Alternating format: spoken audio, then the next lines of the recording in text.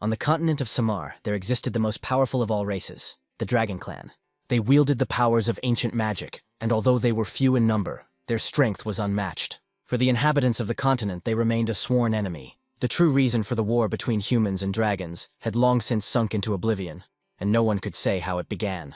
However, the war lasted for centuries, and the extermination of people and dragons on the continent never ended. In the end, both sides paid dearly for this battle. For many years, there were no peace treaties, no truces, no mercy. Even after centuries, both sides could not determine the winner and the loser. The battlefield was full of corpses on both sides, but the opponents continued to fight each other. In 1733, the Empire commissioned its most famous hero, Leon Cosmodius, the greatest of dragon slayers, to lead the army. They went into battle against the Silver Dragon Clan to destroy their queen, Loswiser, who was considered the Empire's #1 enemy. However, fate decreed otherwise. His own comrades rebelled against Leon. Eventually, the powerful dragon slayer found himself a prisoner in the Silver Dragon dungeons. On this day, the dungeon was guarded by 2 sentries. Suddenly, the sharp sound of high heels was heard in the darkness. Suddenly, a woman with silver hair appeared from the shadows. The guards bowed respectfully to her, addressing her as mistress. But Loswiser let them go, saying she wanted to talk to the prisoner alone. In a condescending tone, she asked what the famous fighter thought about his capture. In response, Leon, with a dark look, asked to kill him. An amused Loswiser asked if he wanted a quick death, but added that it was not that easy. She remarked that it would be a shame for a man with such a beautiful face to die so early. She ran her finger over the fresh scar on his cheek, and noticed that it matched him perfectly. Leon, however, turned away in contempt, demanding that if she intended to kill him, she should do so without further humiliating him. Taunting him, Loswiser licked the blood from her hand and invited him to join the Silver Dragon Clan. Leon responded to her with contempt, saying that she was hardly worthy of him, and his refusal only angered Loswiser further. With sudden fury, she kicked him in the chest and threw him against the wall of the dungeon. Chained, he coughed up blood as his already wounded body slammed against the stone pavement. Loswiser dug her heel into his chest and declared that the prisoner had no right to such arrogance. She warned him that he was no longer the great hero that people believed in, and that he threatened to destroy the Dragon Clan. He needs to understand this as soon as possible, because his destiny is to die in this cage. Perhaps he had an opportunity to emerge victorious in this fight earlier, but this may have been long lost, and Leon will never become a winner. Yet the protagonist's eyes blazed with determination, and he warned her not to underestimate humanity. At that moment, Loswiser wrapped her tail around his throat. The next moment, the dragon lifted the stubborn little man into the air. With difficulty catching his breath, he managed to whisper her title. She interpreted his broken words as an unspoken plea for mercy. But instead, Leon told her that she had made 2 serious mistakes. Leon explained that her first mistake was to imprison him, the most skilled of dragon slayers. Her second mistake was tasting his blood. As he spoke these words, his eyes flashed an unnatural crimson color, and he cast a forbidden spell. The curse immediately spread throughout the dragoness's body, and at first she did not understand what was happening to her. But now her body was not in her control, and the curse forced her to let Leon go. And Loswiser felt stranger and stranger with each passing moment. Heat rose within her, her strength left her, and she fell to her knees in confusion. Leon, having regained his balance, declared that the spell condemned her to a lifetime of suffering that would torment her very soul. And yet, in a sudden rage, she rushed at him, knocking him to the ground. Confused, Leon realized that the curse had taken an unexpected turn. Instead of breaking her spirit, it stirred something uncontrollable within her. Overwhelmed by the spell's side effects, Loswiser lost all restraint and pressed her lips to his. The next hour flew by, and both Loswiser and Leon found themselves naked. When the curse finally wore off, the queen awoke to find herself naked next to Leon. Furious and shocked, she demanded to know what he had done to her, and Leon explained that the spell was a forbidden art. By tasting his blood, she became bound to him by a soul tie, doomed to suffer unbearable torment if he ever died. An enraged Loswiser countered that if the curse only took effect after his death, then how could the events that had just occurred be explained? Leon, equally confused, admitted that he had not foreseen such severe side effects, and that what had happened was an accident. Before Leon could finish his thought, Loswiser sharply ordered him to be silent. Suddenly the protagonist's thoughts returned to one fact about dragons. They practiced monogamy. Thus, after his death, Loswiser will neither be able to find a new partner, nor explain his situation to his relatives. In the end, Leon didn't emerge victorious, but neither did Loswiser, since her line would end with her. Unable to bear his words, Loswiser prepared to hit him again. However, Leon stated that he no longer needed her efforts, because death would soon free him. He finally declared that the curse would condemn Loswiser to live in torment for the rest of her life, and after saying this, he passed out. Soon Loswiser was dressed in her royal attire again. She then kicked him contemptuously and accused him of trying to run away like a coward, choosing death as revenge. She insisted it was simply reckless. So, to seal his fate, she cast a spell that left the mark of a dragon on his chest. Leon Cosmodius was the strongest dragon slayer. When he was only 5 years old, he killed a rabid dog with his bare hands, and was noticed by a professional dragon slayer who took him under his wing. At the age of 10, he entered the Imperial Dragon Slayer Academy, and 4 years later, he graduated as the youngest student with the best results in history. At the age of 15, Leon first found himself on the battlefield with dragons, destroying many enemies, and during the campaign he returned several provinces to the Empire. Leon was known as the strongest dragon slayer, and the Empire's only hope until he was captured. 2 years later, after his imprisonment and confrontation with Losweiser, Leon awoke from a deep sleep. He jumped out of bed with the feeling that he had lived through a terrible nightmare. As it turned out, he found himself in a luxuriously furnished room. Suddenly, a small tuft of hair poked through the doorway, followed by a little girl. She smiled widely when she saw that the man was already awake and greeted him. The main character was shocked. He was stunned by how cute this girl was. Leon convinced himself that this could only be some kind of heavenly reward for his service to humanity. The man was sure that this girl was an angel who had come for him. Then he squatted down and asked her name. The girl replied that her name was Muin. Leon really liked her name, but he felt a slight uneasiness. The girl's hair, with its black and white strands, seemed strange. Then Muin replied that her mother said it meant the moon, and that detail stuck in his head because he didn't know angels had parents. When he introduced himself as Leon Cosmodius, the girl stated that his name meant Leo. She said that her mother told her this too. At that moment, Leon froze. He began to guess that something was wrong here, and then asked Muin what her mother's name was. Leon froze in horror when the girl announced that her mother's name was Losweiser. He began to guess that since the girl had a mother, a queen, then she must also have a father. Then the girl with a wide smile declared that Leon was her father. Leon literally jumped in horror, not believing that everything had gone exactly the opposite of his plan. At that moment, Muin turned impatiently towards the door where her mother appeared. The girl screamed with uncontrollable delight that her father had finally woken up, and rushed to her mother with outstretched arms. Losweiser's lips curved into a smile, but it was more mocking, since it was addressed to Leon, whom she hated.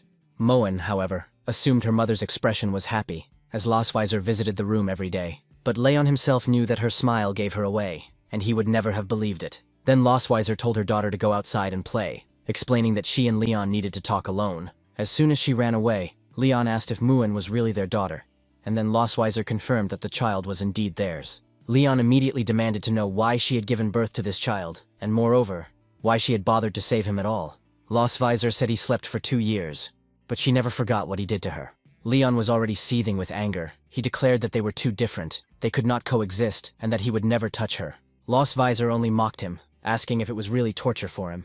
Wrapping her tail around his leg, she yanked him onto the bed with force. She climbed on top of him and tore his shirt, and Leon asked with horror in his voice what she was going to do. At that moment, the dragoness activated the spell, intending to carve her own dragon mark on him, binding him to herself for eternity. This mark was destined to be his eternal shame. From this moment onwards, he would live as her prisoner, unable to escape. When his comrades see the dragon tattoo burned into his body, they will think that he has betrayed them, that he has surrendered to the dragon clan of his own free will. Leon couldn't understand why Losweiser was so cruel, why she had to go so far. The revenge of the dragons was a phenomenon that could not be understood. For dragons, revenge was inhuman and beyond human comprehension. For the Queen of the Silver Dragons, it was not enough to simply defeat her enemy. She wanted him to live the rest of his life in shame. It was a great honor for Losweiser to break Leon, the greatest dragon slayer, and turn him into her slave and partner. Although it is too incredible from a human point of view, it was her revenge on the dragon slayer as a dragon. Meanwhile, in the Silver Dragon Castle, even the maids noticed the change in their mistress. The queen was in an unusually good mood, and the news quickly spread through the halls that the Dragon Queen's husband had finally woken up. Leon, having overheard this gossip, was horrified. Losweiser publicly declared him her husband. None of them realized how terrifying she really was. She spent the whole day and night with him, almost breaking his bones. Enraged by his humiliation, Leon vowed that he would not remain her plaything. Moving silently, he slipped out of his room and crept up to the castle gate. 4 guardian dragons stood guard, and escape seemed impossible. However, there were far fewer guards in the castle itself than he remembered 2 years ago, and something about the situation seemed wrong. While Leon was wondering how best to slip past them, his gaze fell on something suspicious. Right in front of him, he saw a secret hole hidden in the grass. Although Leon wasn't sure it was a trap, he told himself that he couldn't afford to hesitate any longer. He would escape no matter the cost. Without further thought, he crawled into the narrow tunnel, muttering a farewell to the wicked Dragon Queen under his breath. At that very moment, Muan turned to her mother, standing on the balcony. She told her mother that her father was digging a hole for the dogs. The queen, lying on a chaise lounge and sipping wine, chuckled at how cute Leon was. Then Muan asked when his mother would come to hang him. With a smirk, Lostweiser corrected her, explaining that she couldn't speak so rudely about her father. Then a surprised Muan asked her what she should say, and her mother replied that instead of saying the word hang, one should say catch it back. Soon night fell, and Leon finally managed to crawl out of the castle and rush into the dark forest beyond. He believed that if he could reach the mountains, the border of the human empire would finally be within sight. However, to his horror, the sky darkened, and Lostweiser appeared above him in her true dragon form. She praised his remarkable speed, and Leon cursed her and rushed forward again. But the Dragon Queen quickly descended, landing in front of him and blocking his path. To his surprise, she was not angry. She told him that she had distracted the guards herself, and that the hole in the grass had been made especially for him. Although Leon knew it was all a trap, he knew he had no choice. He never expected her to find him so quickly. Returning to the human lands now, with her mark on his chest, he would no longer be recognized as a dragon slayer. But he no longer cared. He decided that starting over as an ordinary man would be much better than being Lostweiser's prisoner. Lostweiser, seeing his defiance, spread her wings in anger, furious that he could not appreciate her generosity. She grabbed him with her claws. Then they soared together through the night sky towards human territory. After 3 hours of flight, Lostweiser finally passed close to the Empire's border town.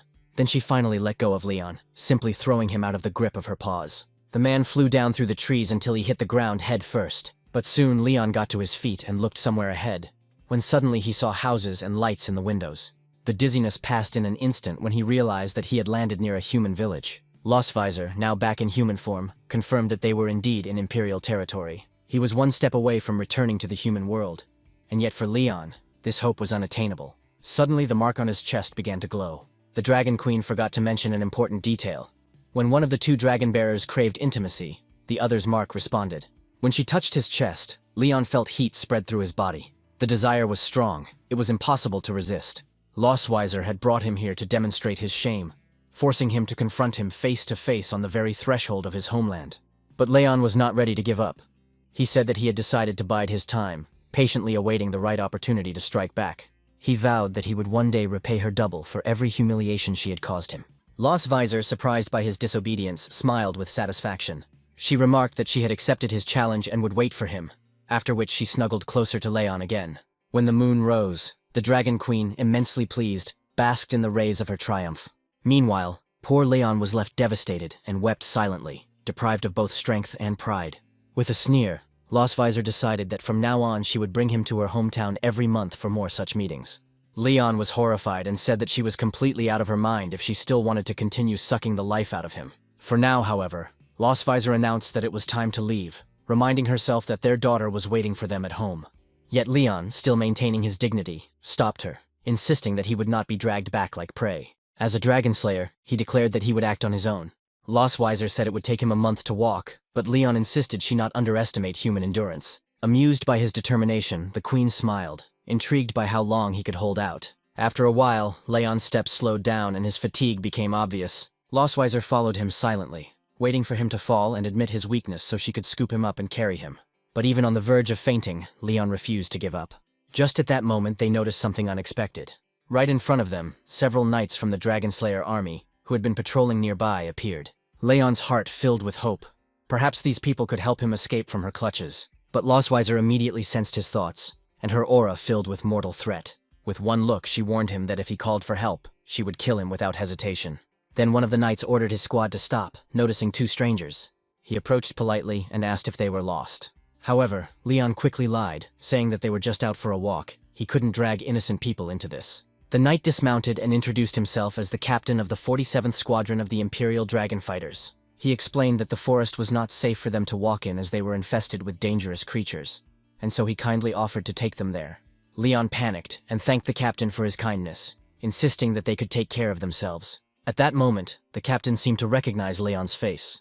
This immediately alerted the Dragon Queen, and she began to prepare her power, ready to kill him if necessary. Realizing that the situation was about to get out of control, Leon acted quickly. He pulled the Dragon Queen closer and told the captain with a forced smile that he must have been mistaken for someone else. He whispered in Lostweiser's ear, begging her to play along, promising that if she helped him drive away the knights, he would return with her. The The Dragon Queen was amused by his despair and decided to play along, and together they convincingly demonstrated their love. The captain, clearly embarrassed by their sudden closeness, apologized, not wishing to disturb their privacy any further. As soon as the knights left, Leon immediately moved away from Lostweiser. She told him that he had been wise not to call for help. However, Lostweiser warned him not to complicate their situation, saying that just because they had a child together did not make her his wife. Leon countered that he never wanted to be her husband anyway. In response, Lostweiser smirked, pleased with his answer, and turned to leave, reminding him that they still had a long journey ahead of them. But before they could set off, Leon felt a sudden sharp pain in his arm.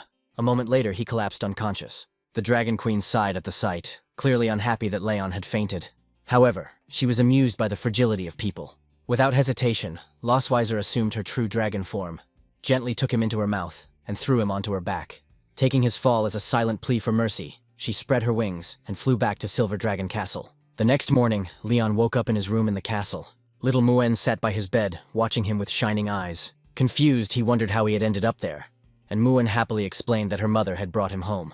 At that moment, Leon realized that he had been captured again as prey. Looking at his hand, he saw that it was neatly bandaged, with a small bow tied neatly around it. Muen proudly announced that she had bandaged her dad's hand herself, clearly hoping for his praise. Then Leon smiled and gently stroked her head, realizing how different she was from the descriptions of dragons in human studies. She treated him with a filial warmth, and Leon couldn't help but wonder if it was because she was a human-dragon hybrid. He gently stroked her head, telling her how great she was, which the little dragoness obviously really liked.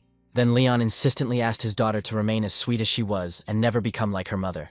Lostweiser's sharp voice came from the doorway, noting that Leon shouldn't talk to Muen like that. Nervously, Leon tried to change the subject. Meanwhile, Muen eagerly showed her mother her father's bandaged hand, proudly explaining that she had followed her instructions. The Dragon Queen remained cold and offered no praise, merely stating that this was exactly what her daughter should have done.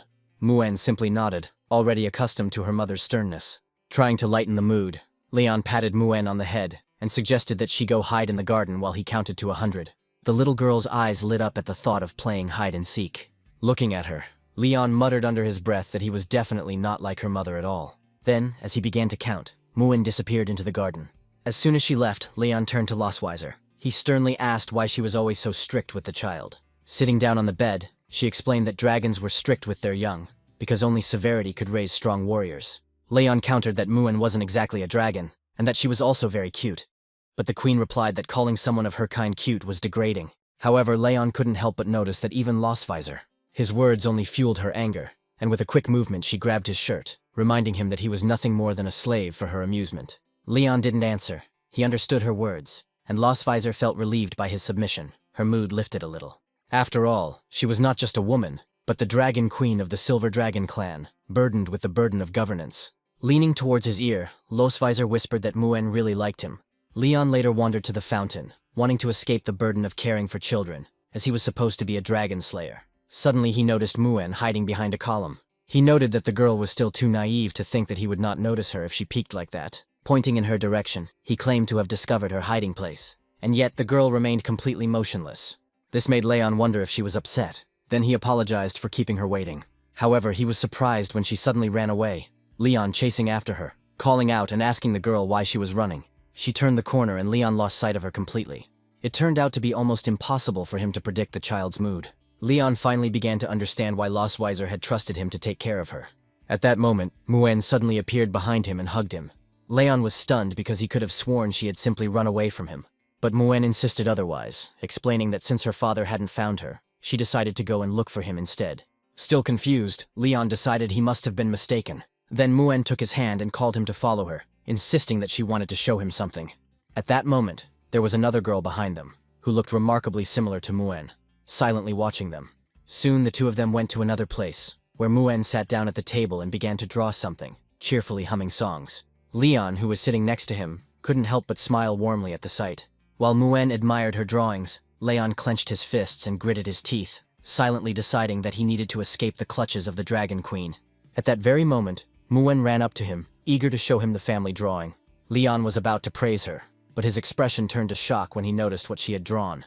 There were two children in the picture. At first he thought it was just a mistake. He pointed to the second figure and asked why there were two of them. Then Muen replied that the other child was her sister. Leon, horrified by what he heard, quickly realized that the girl he had briefly seen earlier was not a figment of his imagination.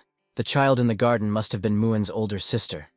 He regretted not addressing her directly, which probably hurt her feelings. But Muen assured him that her sister wasn't angry. She was just shy and nervous. Leon thought that he had never met this girl before, so it was only natural that she would react like this. The man still couldn't shake the bitterness that it was Losweiser's fault, so he decided to meet her and demand an explanation.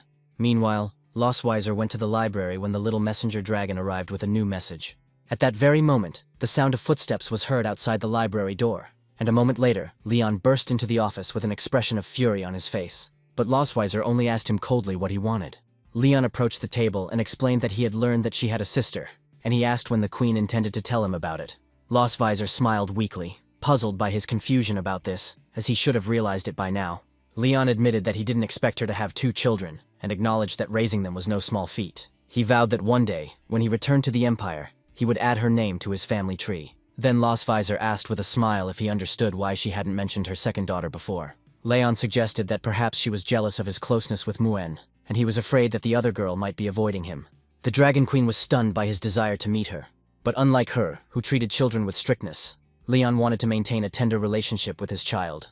Losweiser then decided to grant his request, although she warned him to think carefully about his decision. When evening came, Leon headed to the kitchen, determined to show Losweiser that he was going to beat her in this war. Leon decided that his first step in getting closer to his eldest daughter was through her stomach. He started making creamy soup. All his boys liked it, and its taste seemed perfect for children.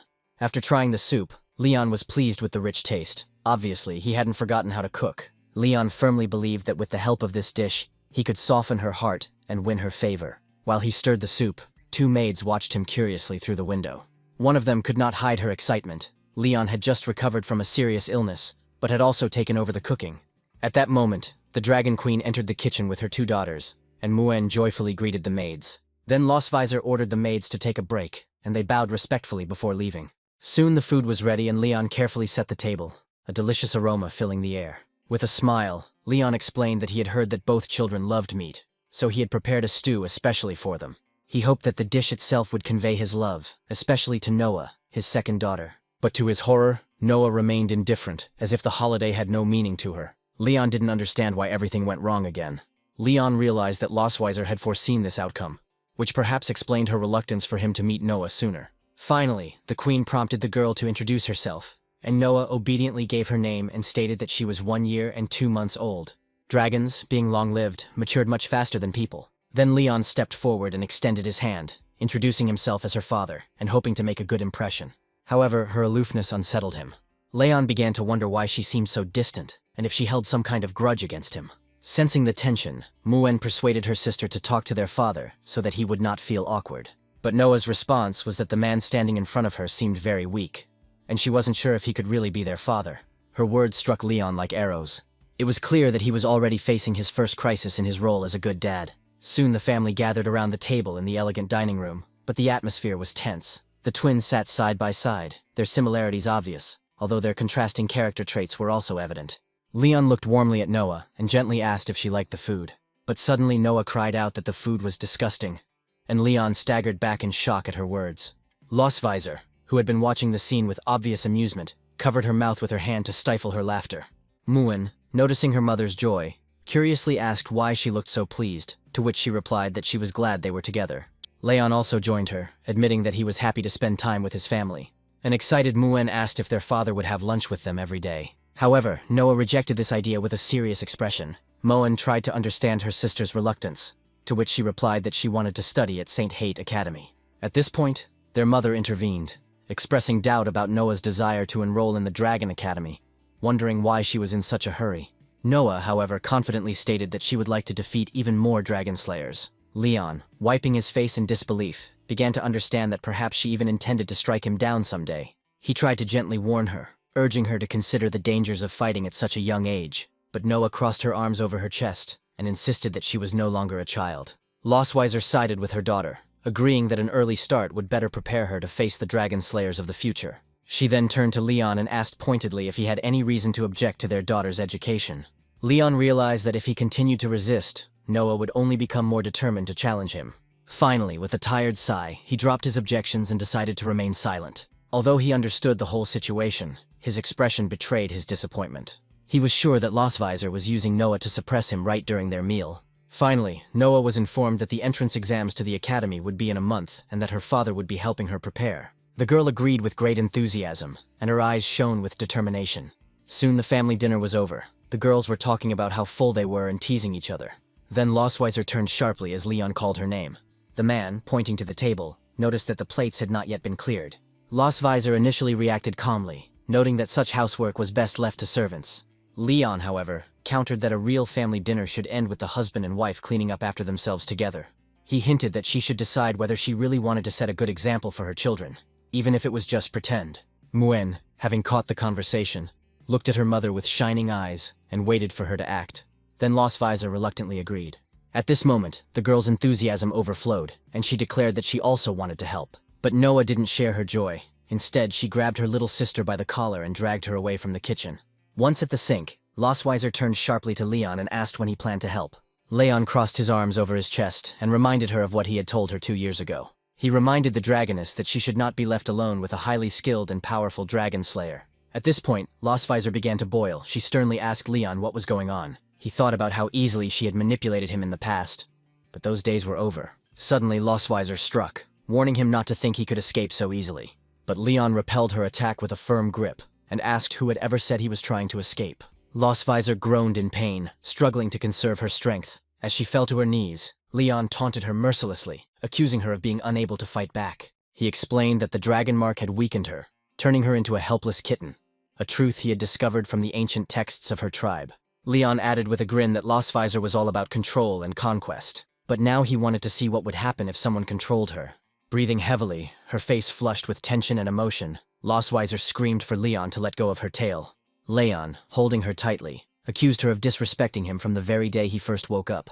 But tonight they would switch roles. Losvisor, unable to contain her anger, furiously replied that she would never obey, and furiously called him a bastard. Suddenly, they both heard suspicious sounds outside the door. Meanwhile, outside in the corridor, 2 maids were whispering to each other, wondering out loud whether the queen and her family had finished their seclusion. When they finally looked into the kitchen, they were amazed to find the room sparkling clean. Leon stood silently, hidden in the closet, watching what was happening with concentration. Still holding Losvisor tightly, he warned her to be quiet, or the maids would witness her humiliation. As the door closed, Leon smirked again, mockingly calling her his wife, and suggested that it was time for them to begin. Although Losvisor looked at him defiantly, her reaction was hesitant, and she seemed to have finally resigned herself to her fate. 3 days later, Leon's 2 daughters were sitting at his bedside. He had not moved for 3 days, and they were whispering their concern that he might be dead. Suddenly Leon groaned in pain as Noah kicked him to check if he was alive. An offended Leon wondered if it was normal for a child to treat a parent this way. When he came to, he found himself lying in bed with little Muen next to him. Confused, Leon wondered when exactly he had lost consciousness. Then Losvisor, who stood before him, calmly explained that she would help him remember the events that led to his fainting. A memory flashed through Leon's mind. He remembered how Losvisor had hit him hard, and how at that very moment, the dragon mark on his chest lost its power. Still recovering, Leon sat silently on the bed, watching as Losvisor turned her back to him. Despite her terrifying strength, he couldn't help but notice her beauty, considering she was a dragon that had lived for over 2 centuries. Muen, noticing her father's gaze, asked why he wasn't moving, and Noah assumed he was stunned by their mother's appearance. At that moment, Losvisor accidentally hit the chest of drawers, and something that looked like a flower decoration fell out.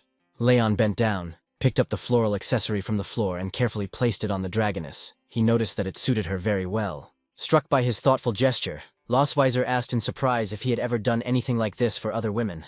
Leon chuckled, explaining that as a child he had often brushed his master's donkey, so he had developed some skill in such things. Muen, puzzled, asked what a donkey was. Then Leon smiled and explained that donkeys were like dragons, only much smaller, terribly stubborn, and made strange sounds when they were unhappy. Losvisor, who had been watching the proceedings closely, began to seethe a little. The next moment, she hit Leon with such force that he recoiled, clutching his stomach in pain. A worried Muen asked if he was okay, and Leon, with a tight smile, assured her that he was okay. Then Losvisor firmly declared that from now on, Leon would take responsibility for teaching the girls to write. Muen was excited, happy that their father would be their teacher, while Noah, more calm, noted that she already knew how to do it. Soon the 2 sisters rushed into the office, discussing what colored pens they would like to use. Then Losvisor informed Leon that her sister would be arriving soon, and firmly stated that she did not want him to appear in front of her. Leon looked surprised, not understanding why he had been ordered to avoid the meeting. Lostweiser reminded him that he was now a member of the Silver Dragon clan, having been in a coma for 2 long years due to a mysterious illness. She warned him that if he ever met her sister, he should adapt to the false identity she had created. Leon eventually accepted her instructions and said he would do as she asked. Yet, as soon as Lostweiser left the room, Leon doubted whether he would really follow her orders. Left alone, he began to think of ways to embarrass her in front of her sister. The scene then shifted to the children's room, where Leon sat at a wooden table, patiently teaching Noah and Moen to write their names. After writing down their names as examples, he asked them to practice copying his actions. After studying his handwriting a little, Noah noticed that his handwriting was not as beautiful as her mother's. When Leon finally stood up to leave the room, Moen asked curiously what he planned to do next. He explained that he had forgotten to give something to their mother, and assured them that he would return later to check on how they were doing. When Leon left, Moen teased her sister for seeming happy, but Noah refuted this, saying that they needed to focus. But as she spoke, a faint blush touched her cheeks. She was truly glad to spend time with her father. The story then moved to the majestic gates of Silver Dragon Castle, where soldiers and nobles had gathered for an official occasion. Aisha Milkway, Queen of the Red Dragons and Lostweiser's sister, arrived there. Lostweiser rushed forward to hug her, and Aisha commented on how energetic Lostweiser looked compared to their last meeting. Lostweiser, slightly taken aback, responded modestly, brushing off the compliment. Aisha turned the conversation to her sister's husband. She heard that he had finally woken up. She was surprised why she hadn't seen him yet. She sighed in disappointment, admitting that she was eager to see what the Dragon King who had kidnapped her sister really looked like. The girl suggested that such a quick marriage followed by the birth of a child undoubtedly indicated a bond of passion.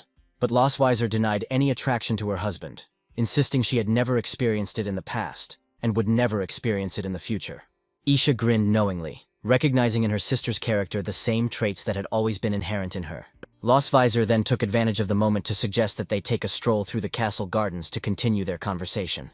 Meanwhile, Leon watched the sisters from afar through a telescope. Recognizing Sister Lostweiser, he studied them carefully, deciding to gather information as well as test the dragon pattern's reach. Suddenly, Aisha noted with concern that the Red Flame Dragon King had become unusually active, creating dangerous tension. Lostweiser froze in shock when her sister mentioned the name Constantine, as he had been missing for a long time. Aisha suggested that Constantine might be trying to take advantage of the unrest to expand his territory. At that very moment, Lostweiser suddenly tensed up, her body filled with energy. Aisha immediately asked what was bothering her, but Lostweiser, however, forced a smile, assuring her sister that everything was fine. And yet, in her thoughts, she cursed that damn dragon slayer. Aisha then advised strengthening border security, and promised to send her assistant Shinlong to keep Lostweiser informed of developments. At this moment, Lostweiser felt the effect of the dragon pattern intensify. Aisha immediately turned to her sister and asked if she was okay, because her face was very red. But the dragoness replied that she suddenly remembered that she urgently needed to sort something out, but promised to return in 20 minutes. Aisha wanted to help her get to the castle, but Lostweiser replied that she could manage on her own. But the red dragoness immediately understood what was going on. The two were clearly playing with the dragon pattern. Meanwhile, Leon lounged lazily on a chaise lounge, amused by how long Lostweiser could withstand the strain of the dragon pattern. His thoughts were interrupted when the door burst open and Lostweiser burst into the room. She grabbed him by the collar and accused him of deliberately activating the pattern to humiliate her in front of her sister. Then Leon decided to pretend to be innocent. He made a pitiful face, as if hurt by her accusation. The unexpected words had an effect on Lostweiser. She froze, her face turned red, and she let go of his collar. Leon smiled to himself as he realized his trick seemed to have worked. He wondered if Lostweiser was disgusted by him. The dragoness, blushing, turned away and accused him of shamelessness. He was nothing more than a prisoner who had no right to speak such nonsense. Then Lostweiser looked at Leon and thought that she had come here to confront him, and yet his words had thrown her off balance. Finally, she warned him that if he ever dared to try anything like that again, she would not forgive him. Leon, watching her leave, realized that just one word had been enough to throw her into such confusion. Lost in his thoughts, he noticed his own heartbeat quickening as his thoughts returned to her. Forcing himself to pull himself together, Leon said that he needed to stop doing this kind of nonsense. He firmly reminded himself that the children were still waiting for his return. Later that night, at Silver Dragon Castle, Aisha prepared to leave. She waved goodbye to Lostweiser, announcing that she would be leaving that evening. Lostweiser waved back and reminded her sister to be careful on the road. Aisha then transformed into a red dragon and remarked that next time she would like to meet her sister's mysterious husband. Then, accompanied by her faithful knights, she soared into the night sky. Lostweiser stood quietly, watching her sister leave with a worried expression on her face. She thought that the dragon slayer had not yet been punished enough, and she decided that she would teach him a lesson that night. Meanwhile, Leon sneezed a few times, wondering if anyone was talking about him. He then settled in to read Noah and Moen a bedtime story. Then he tiptoed out of the room, carefully closing the door behind him. But as soon as the door closed, Losvisor suddenly slammed her palm on it with a loud bang, startling him. She demanded to know where he was going, and Leon looked at her and asked uncertainly if her sister had left. With a sly smile, Losvisor replied that they still had some things to sort out that night. She grabbed him by the collar. Although Leon protested, she ignored him and dragged him along with her. In the queen's private chambers, Leon prepared a wooden basin of hot water for the woman. He announced with slight irritation that the water was ready and asked what she needed it for. Losvisor haughtily stretched out her legs in front of him and declared that she was tired from walking all day and ordered him to wash her feet.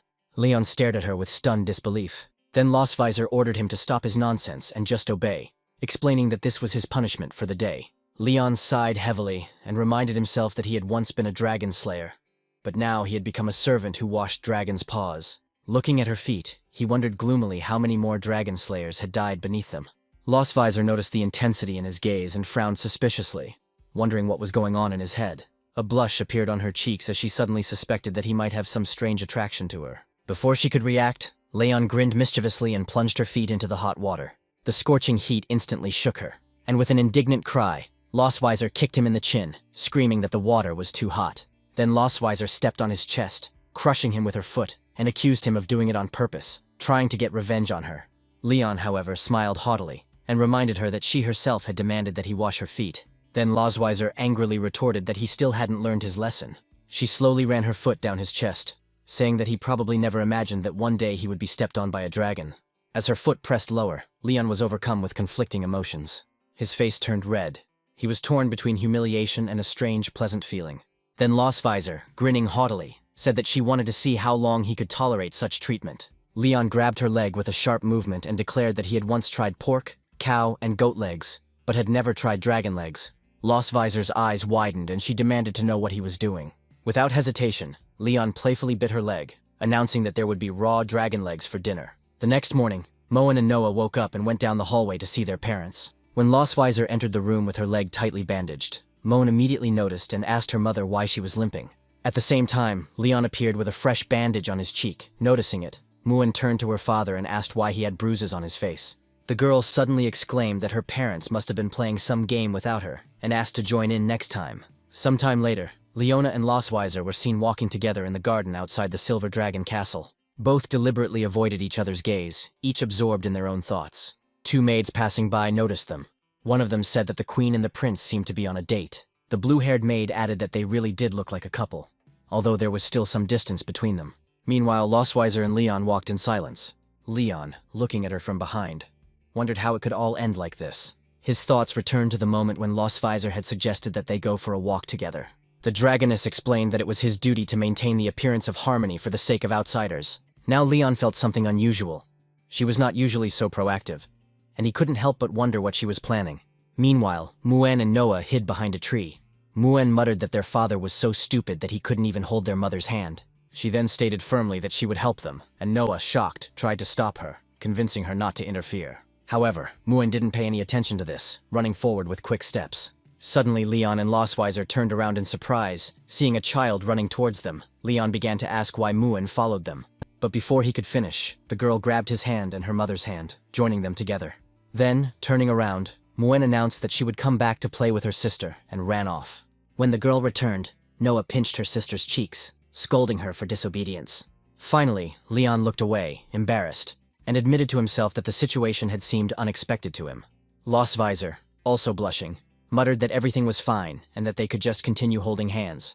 Leon thought about how she always held herself in front of others, and yet something as simple as holding hands made her nervous. He then noticed that Noah and Moen always called her mother in front of others, while they called him Papa. He gently suggested that the word mother carried a certain distance, while Mama seemed warmer. Losvisor looked away for a moment, then quietly asked if there really was such a big difference between the two words. Then Leon assured her that there was a difference and advised her to try it. He was sure that this way the children would feel much closer to her. Losvisor's face flushed with his confidence. After a moment of silence, she pulled herself together, nodded, and agreed that she would try next time. She then asked him if he ever felt homesick, and the girl admitted that she couldn't send him back, but she had something. Intrigued, Leon followed her until they reached the huge doors of the castle's warehouse. Standing before them, he wondered aloud what it could be. Lostvisor explained that the place had no name and could be called a warehouse, a utility room, or anything else. She unlocked the heavy doors with a key and let him inside. And Leona slid in and exclaimed that this was none other than the dragon's treasury.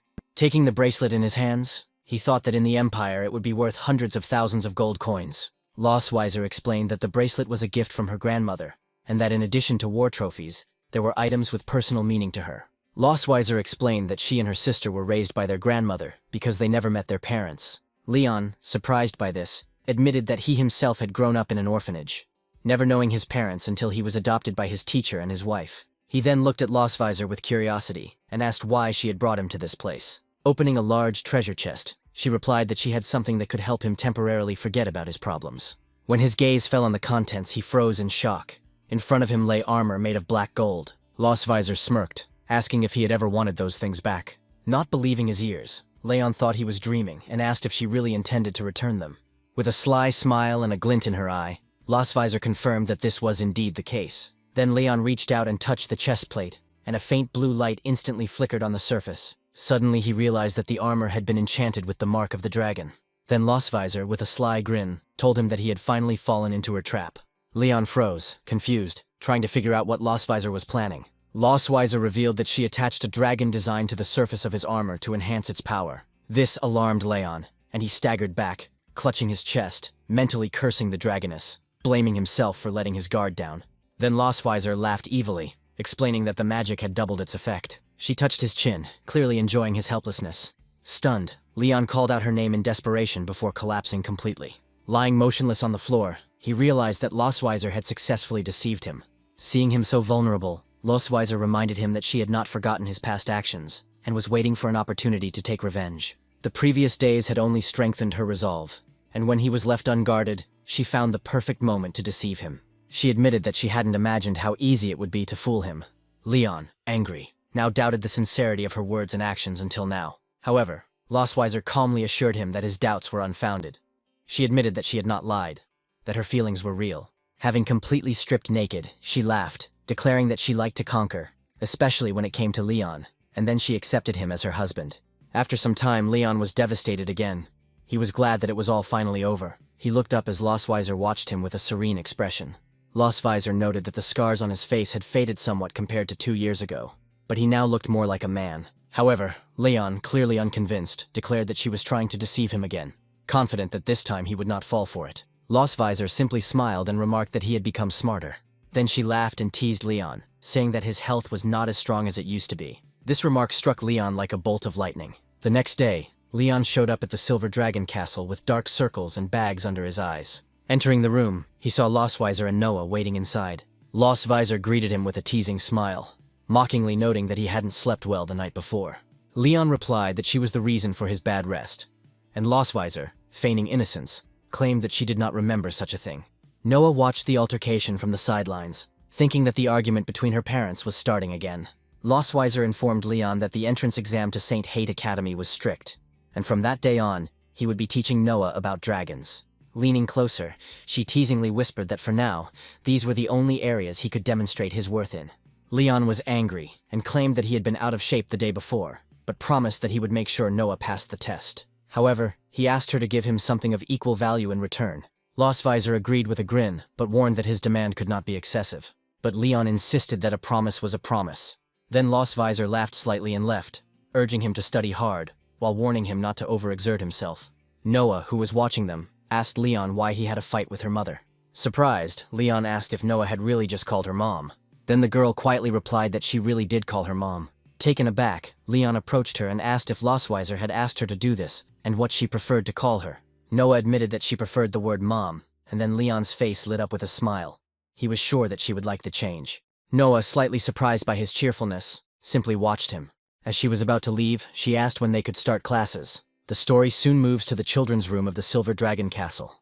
Leon sat at his desk, his gaze glued to the stack of Dragon Clan books. Suddenly, Lostvisor entered the room and noticed that Leon had not yet gone to bed. Leon noted that typical teaching methods for Noah would not be enough. He needed to develop an entire curriculum for her. However, he was sure that Noah was a very smart child, and he would definitely be able to help her pass the test within a month. Lostvisor's lips curled in pride. She couldn't help but notice how remarkably similar Noah was to her. Leon finally looked up, saying that it didn't have to be that way.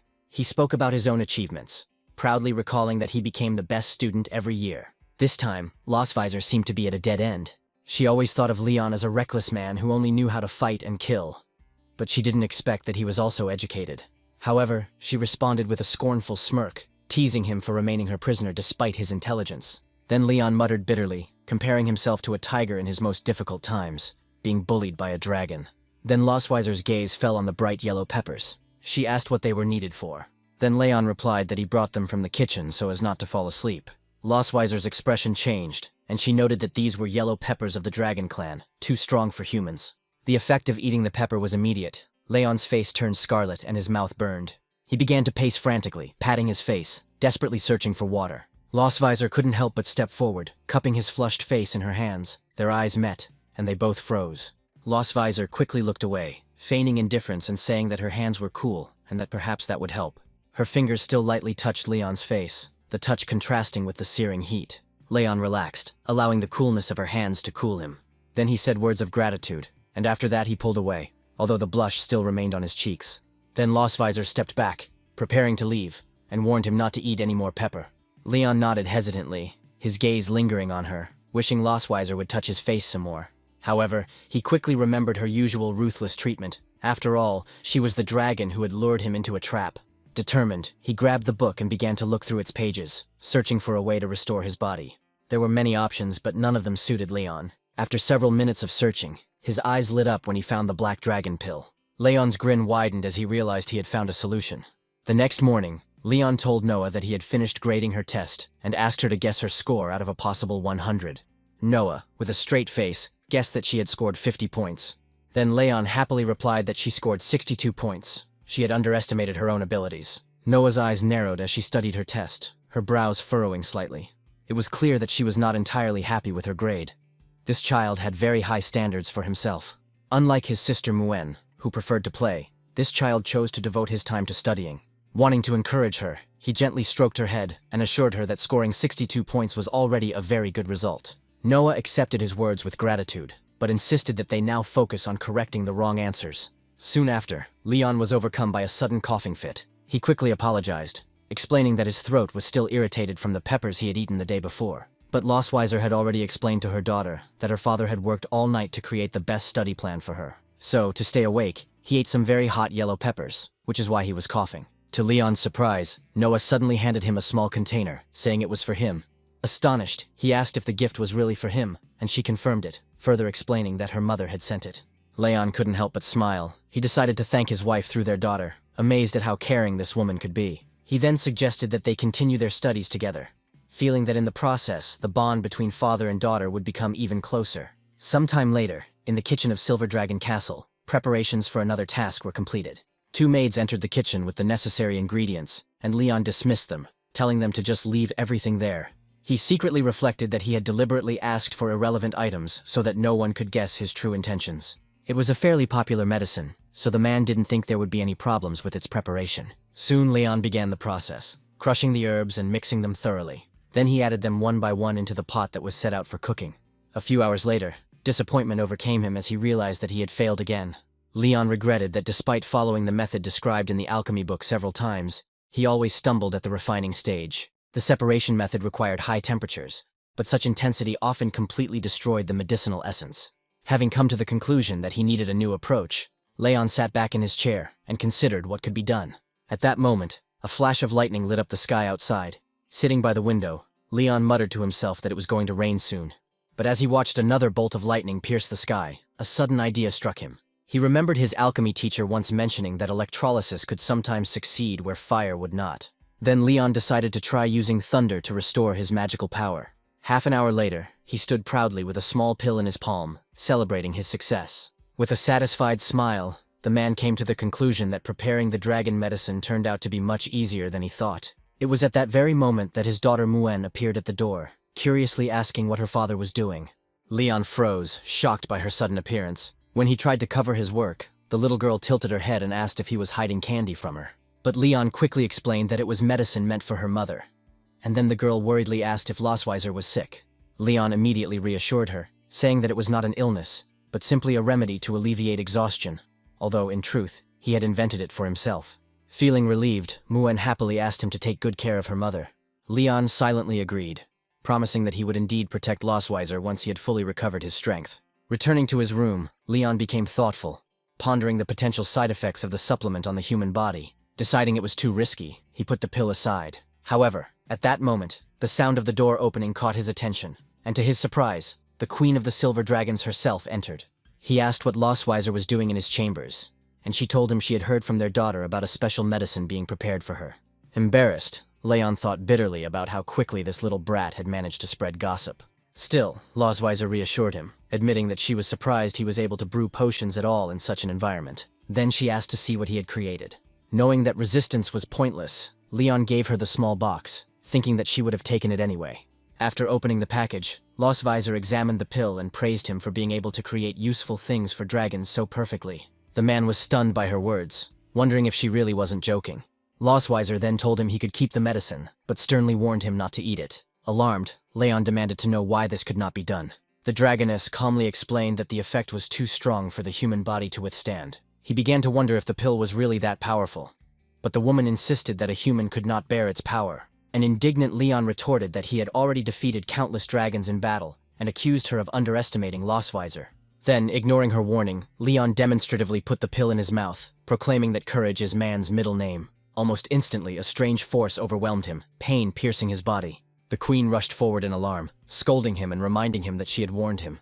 However, she promised to try to reduce the drug's effects. Yet Leon, writhing in pain, resisted her attempts with all his might. He insisted that what she had witnessed was nothing less than human courage. Suddenly, Leon screamed as blue lightning engulfed his entire body. Lostweiser looked on in horror, trying to figure out what had driven him to use lightning magic on himself. A moment later, he collapsed unconscious, and Lostweiser caught him before he could hit the floor. Laying him carefully on the bed, Lostweiser exclaimed in despair that he had gone completely mad. She turned, intending to call the palace physician, but before she could leave, his hand suddenly grabbed hers. The dragoness shuddered, and looked back to see Leon reach out with a mad smile and tug at her tail. Suddenly, Leon addressed her tenderly as his wife and asked where she thought she was going. Lostweiser froze, completely shocked by the way he called her. She demanded that Leon release her immediately, but he refused, stubbornly insisting that his wife should not leave him. Watching his persistence, she wondered if the lightning magic had affected his mind, clouding his judgment. Having come to the conclusion that, although he had acted foolishly, he did not seem to be in any immediate danger, she let out a sigh. Finally, Lostweiser relented and asked what he wanted from her. The man then smiled and stated that he wanted to have another child with his wife. His unexpected confession left the queen speechless, and her face flushed with embarrassment. She scolded him, reminding him that he could not yet take care of the children they already had. But Leon stubbornly insisted that he wanted a third. In order not to prolong the quarrel, the dragoness decided that it was wiser to indulge his whims for now. So Lostweiser agreed that they might have more children someday, and Leon responded to her words with unbridled joy. Emboldened, the young man called her the best wife imaginable and leaned forward, trying to kiss her. Lostweiser, however, pushed him away, warning him not to take advantage of the situation and wondering silently when the effects of the drug would wear off. Soon after, she finally lost her patience, called him an idiot, and slapped him hard in the face. Leon fell back onto the bed unconscious, and she sighed and admitted to herself that she simply couldn't resist hitting him. However, her worry quickly returned, and the dragoness leaned over him, quietly asking if he was all right. To her surprise, Leon's eyes opened again and he muttered that he felt strangely unwell. Panic gripped Lostweiser as a dark mark appeared on his chest. She realized with horror that the dragon sign written there had suddenly awakened. Leon then grabbed her shoulder forcefully as he gently pushed her towards the bed. Lostweiser asked anxiously what he was doing. Leon repeated that his body felt strange. He explained that his chest was pounding and that an unbearable heat had risen inside him. The queen immediately realized the truth. The lightning energy and the dragon mark combined, increasing his thirst for life energy. In such an excited state, Leon grabbed her tail with his hands and admitted that he adored her smell. Then Lostweiser finally pushed him away and shouted that her tail was covered in dust because it was dragging on the ground. Suddenly, Leon stopped and put his finger to her lips. Then he quietly remarked that she looked stunningly beautiful that evening. Startled, Lostweiser realized his attitude had changed, and for the first time she wondered if she secretly wished for the same thing. In a soft, almost pleading voice, he asked if his wife could help him. Overcome with embarrassment, she finally gave in, although she warned that it could only be for one night. The next morning, Leon opened his eyes, still feeling the effects of the previous night. Lostweiser was lying next to him. She looked at him and asked if he was finally awake. Startled, Leon pulled back in confusion and demanded to know what she was doing there. Sitting up, he groaned from the pain throughout his body. And while he was trying to collect his thoughts, the dragoness asked if he remembered anything about last night. With a sly smile, she showed him the marks on her back, reminding him that a dragon hunter should not forget such things so easily. Leon froze in horror, wondering if he had really left those hickeys on her. Then fragments of memories returned to him, and soon Leon had a ready-made sequence of the night's events in his head. Overcome with embarrassment, he cried out, and Lostweiser, still smiling mischievously, asked if he now remembered how he had begged her. As his panic increased, she repeated some of the words he had said, mocking him even more. In desperation, Leon interrupted her, insisting that there was no need to continue because he already remembered everything. He thought that although he had prepared an elixir to restore his health, he had never imagined that the effect would be like this. Admitting he had gone too far, he asked if he had hurt her, but Lostweiser calmly assured him that she was perfectly fine. He noted with a wry smile that she now knew he could handle it. Lostweiser just looked at him intently, and then she leaned closer. She grabbed his chin, praised his performance, and stated that she expected him to hold himself to such standards in the future. Stunned, Leon asked if she now considered him her servant. Changing the subject, Lostweiser recalled the bet they had made regarding his treatment, and asked if he had chosen his reward yet. Leon replied with a sly smile that he had indeed decided so. His request was that she send someone to visit his teacher and his wife in the Empire. Lostweiser thought this through carefully and explained that such a visit was possible. Leon's heart filled with gratitude, but he still thanked her more formally. Meanwhile, the story moves to the garden of the Silver Dragon Castle. There, little Muen approached her father and asked anxiously if he was sick. Leon, taken aback, wanted to know why she was asking. The girl explained that her mother told her that he had taken medicine, and that men never admit to being sick. Then Leon flared up and demanded to know how Lostweiser could say such things to a child. Muen persisted, and then Leon irritably scolded her. But in the heat of the moment, he bit his lip so hard that it bled. Muen immediately panicked, tears welling up in her eyes as she begged him not to die, stating that she couldn't live without him. However, Leon quickly reassured her that he was perfectly fine, while thinking that her character reminded him of her mother. To distract his daughter, he suggested making a new toy. Muen immediately beamed and clapped her hands with delight. When it was all finished, he gave her a Rubik's Cube, explaining that she could twist and turn its pieces in any direction. Leon thought he hadn't considered using his mechanical skills for childcare, but maybe he had a talent for it. But suddenly his expression became stern and he felt something alarming. He squinted at the far end of the garden, and when Muen asked what was bothering him, he waved her off and said it was nothing. Yet deep down, he knew he could feel the dragon's gaze coming from the direction where Noah often trained. Believing that the girl would not come to him voluntarily, he decided to prepare a toy for her as well. Later that evening, Noah quietly peeked through the door of her room. Muen was already asleep. On the table, she noticed a Rubik's Cube along with a note from Leon asking her to solve its puzzle. Noah chuckled at first, telling herself that she wasn't interested in children's toys. And yet, she began to twist it this way and that, and then, with a smile, silently thanked her father. One morning, Muen discovered that her sister often hid things in a box under her bed without telling anyone, so the girl decided to play detective and check what was inside the box. There she found gifts from their father. Muen was so engrossed in her investigation that she didn't notice her sister approaching her from behind. Noah immediately snatched the box from her sister's hands and went into another room, telling her not to rummage through her things anymore. St. Heath Academy is a school reserved for nobility and governed by strict standards, even for dragons. She judged her students not only by their own achievements, but also by the status of their families. For this reason, Lostweiser took care to maintain the appearance of a close-knit family. So she gathered them all together and brought them to Sky City. When they arrived at their destination, the woman descended in dragon form. Leon then stepped forward, motioning for Muen to descend slowly, holding her tightly. The little girl, however, looked at him curiously, and asked why he had not turned into a dragon too. For a brief moment, he thought uncomfortably to himself that, although he was skilled at killing dragons, he did not have the gift of becoming one. Soon after, Noah suspiciously asked if he really couldn't transform. Faced with such a direct question, Leon was speechless. It was then that Lostweiser came to his aid, calmly explaining that his body had not recovered enough to assume his dragon form. Touched by her words, Muen squeezed his hand and wished him a speedy recovery. Once they had decided everything, the family headed to the gates of Sky City. The streets were bustling with life. Muen's eyes widened in excitement, but her older sister reminded her not to get ahead of herself so quickly. At that moment, Leon's body began to visibly tremble. Noticing his reaction, Lostweiser noted that this was the first time he had seen so many dragons since he woke up. With a teasing smile, she asked if he was afraid. Leon, however, denied it.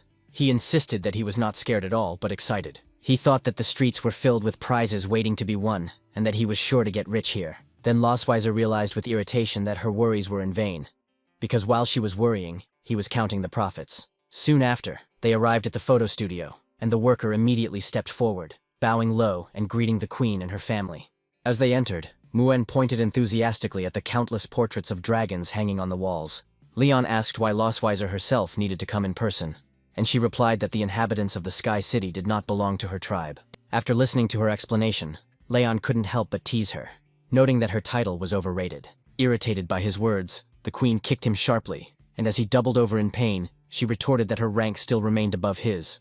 Lostweiser told the photographer they were lucky enough to get an appointment with her that day. Then, pointing to Leon, the photographer asked about his tail, and Lostweiser explained that her companion didn't like the look of his tail. But in fact, he refused to wear the fake tail on the grounds that they were an insult to his dignity. The photographer then took them all to the fitting room to try on their outfits. Sometime later, the two sisters reappeared in their new dresses, their faces shining with anticipation. After this, Leon came out, dressed in an elegant white suit, and Muen clapped her hands in delight and exclaimed that her father was very handsome. The photographer agreed that the suit suited him very well, and Leon recalled that the last time he wore such clothes was at prom. Smiling, he turned to Noah and asked her opinion.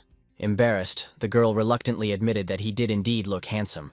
In turn, he complimented both his daughters, telling them that they looked charming in their dresses. At that moment, the fitting room curtain opened and Lostweiser emerged, dressed in a long, elegant black dress. Leon's eyes widened and he was momentarily speechless. When Lostweiser noticed his reaction and asked what was wrong, he muttered that the dress suited her. With a faint grin, she added that he might look even better if he showed his tail. But he immediately dismissed the idea. Suddenly, the girls called their parents, urging them to come quickly. The photographer then announced that it was time for a family portrait and told the couple to move closer to each other. She then asked everyone to smile and began a slow countdown before taking the picture. Soon they have freshly developed images in their hands. The photographer praised the couple, noting that they truly looked like they belonged together. Leon immediately remembered how at his graduation, the girls kept asking to take pictures with them. But Leon answered everyone that he needed to return home quickly to nail the hooves of his master's donkey. The owner himself was shocked by his reaction, assuming that this donkey had knocked his brains out. Meanwhile, the photographer informed the children that it would take 6 hours to prepare the photos, and suggested that they enjoy a walk around the city. After saying goodbye, the family again went out into the busy street. As they walked, Muen tugged at her sister's sleeve and beckoned her to look at the nearest counter. Watching them, Lostweiser explained that it was simply a way for Noah to relax before an important test. As it turned out, the girls were enchanted by the prizes in the small game kiosk. Suddenly, a loud noise scared both parents. The stand owner, however, smiled and encouraged the children to keep trying, assuring them that they would be able to hit the target if they did not give up. Watching closely, Leon noticed that the game involved target shooting, and Muen called him over to watch. Seeing Noah miss, he quickly realized that the game was rigged to always make a profit for the owner. Lostweiser then explained that it was especially difficult for Noah because the targets contained faint traces of magical energy. At that moment, the owner turned to the couple and offered them a chance to win a prize for their daughters. Then Leon looked at his daughters and asked if this was what they really wanted. The girls firmly denied it, but he immediately understood from their eyes that what they really wanted was to win a stuffed animal.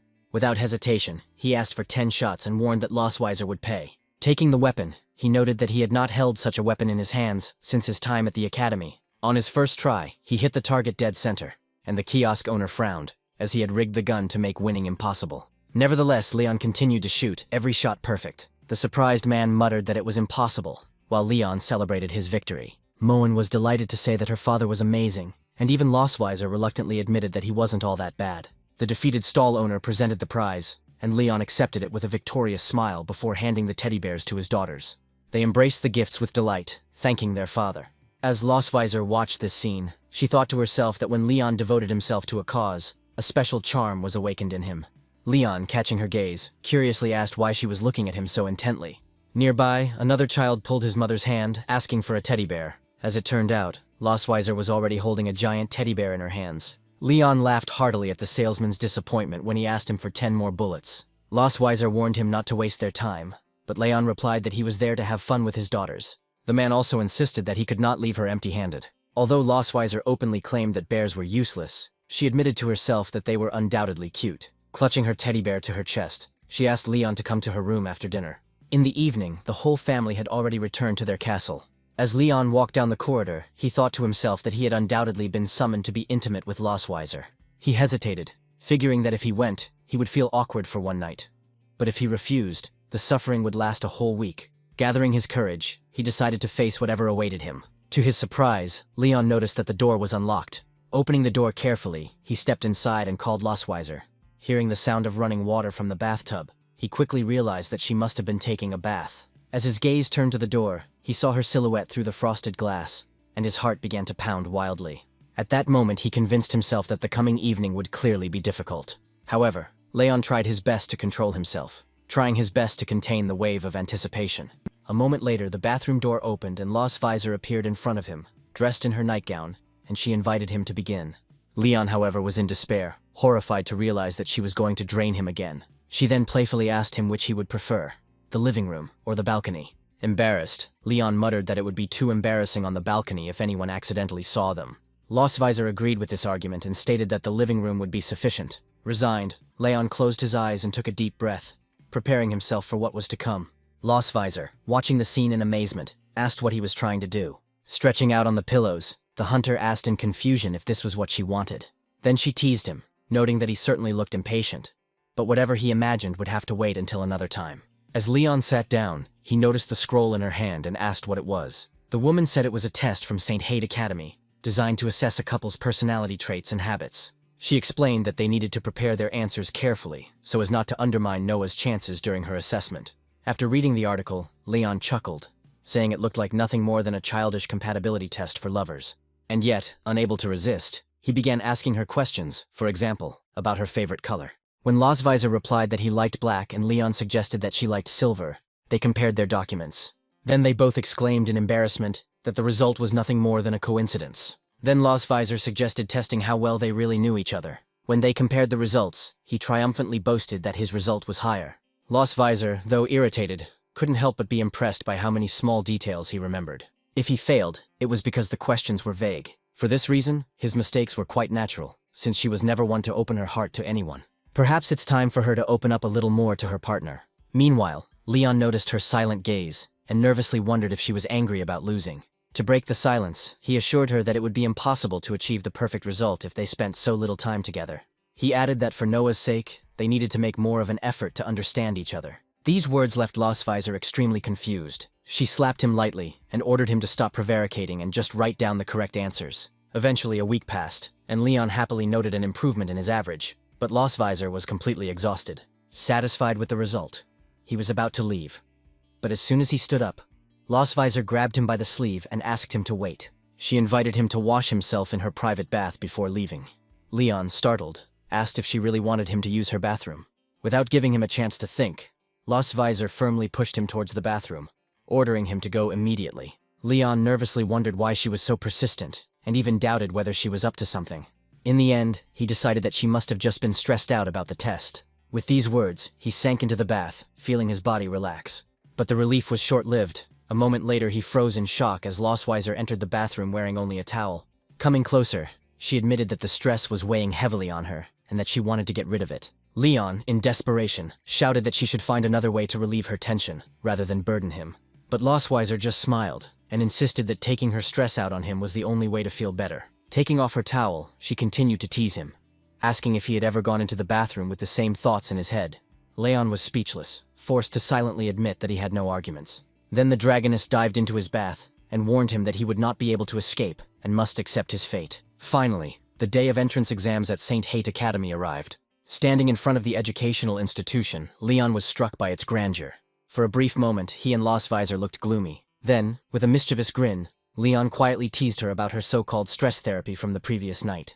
The woman muttered insults at him, but he only laughed and invited her inside. Soon the secretary called Noah Melkway from the Silver Dragon tribe.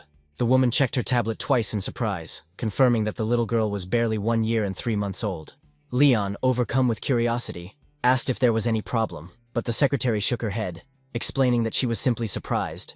The thing is that the minimum age for admission is 1 year, but most children come here between the ages of 4 and 6. Losweiser immediately defended her daughter, stating that Noah was amazingly smart and that they respected her wishes. After confirming this, the employee directed Noah to the examination room and sent her parents to the family test on the 4th floor. There, in the spacious waiting room, Leon and Losweiser settled down on a sofa with 3 other people opposite them. Losweiser whispered softly, asking if he thought the others would be difficult to deal with. Leon muttered in response that they seemed easy enough to defeat, boasting that his old self could have beaten them in 50 rounds. He then whispered that he would not forgive anyone who did not want Noah to attend the academy. Shortly thereafter, the man introduced himself as Deputy Principal Walter Wilson, who was responsible for overseeing parental assessments. Leon and Losweiser smiled politely, though Leon had a suspicion that the man might try to cause trouble. The deputy director started with a simple question, asking when their wedding anniversary was. Both parents immediately froze. They exchanged tense glances, because this was exactly the question they dreaded most. Losweiser was worried because they weren't actually married at all, so Leon suggested they just pick a memorable date. Losweiser named the date they had previously agreed upon, 1733 AD. Together, they and Leon replied that their wedding anniversary was May 25th, the very day they first met in the dungeon.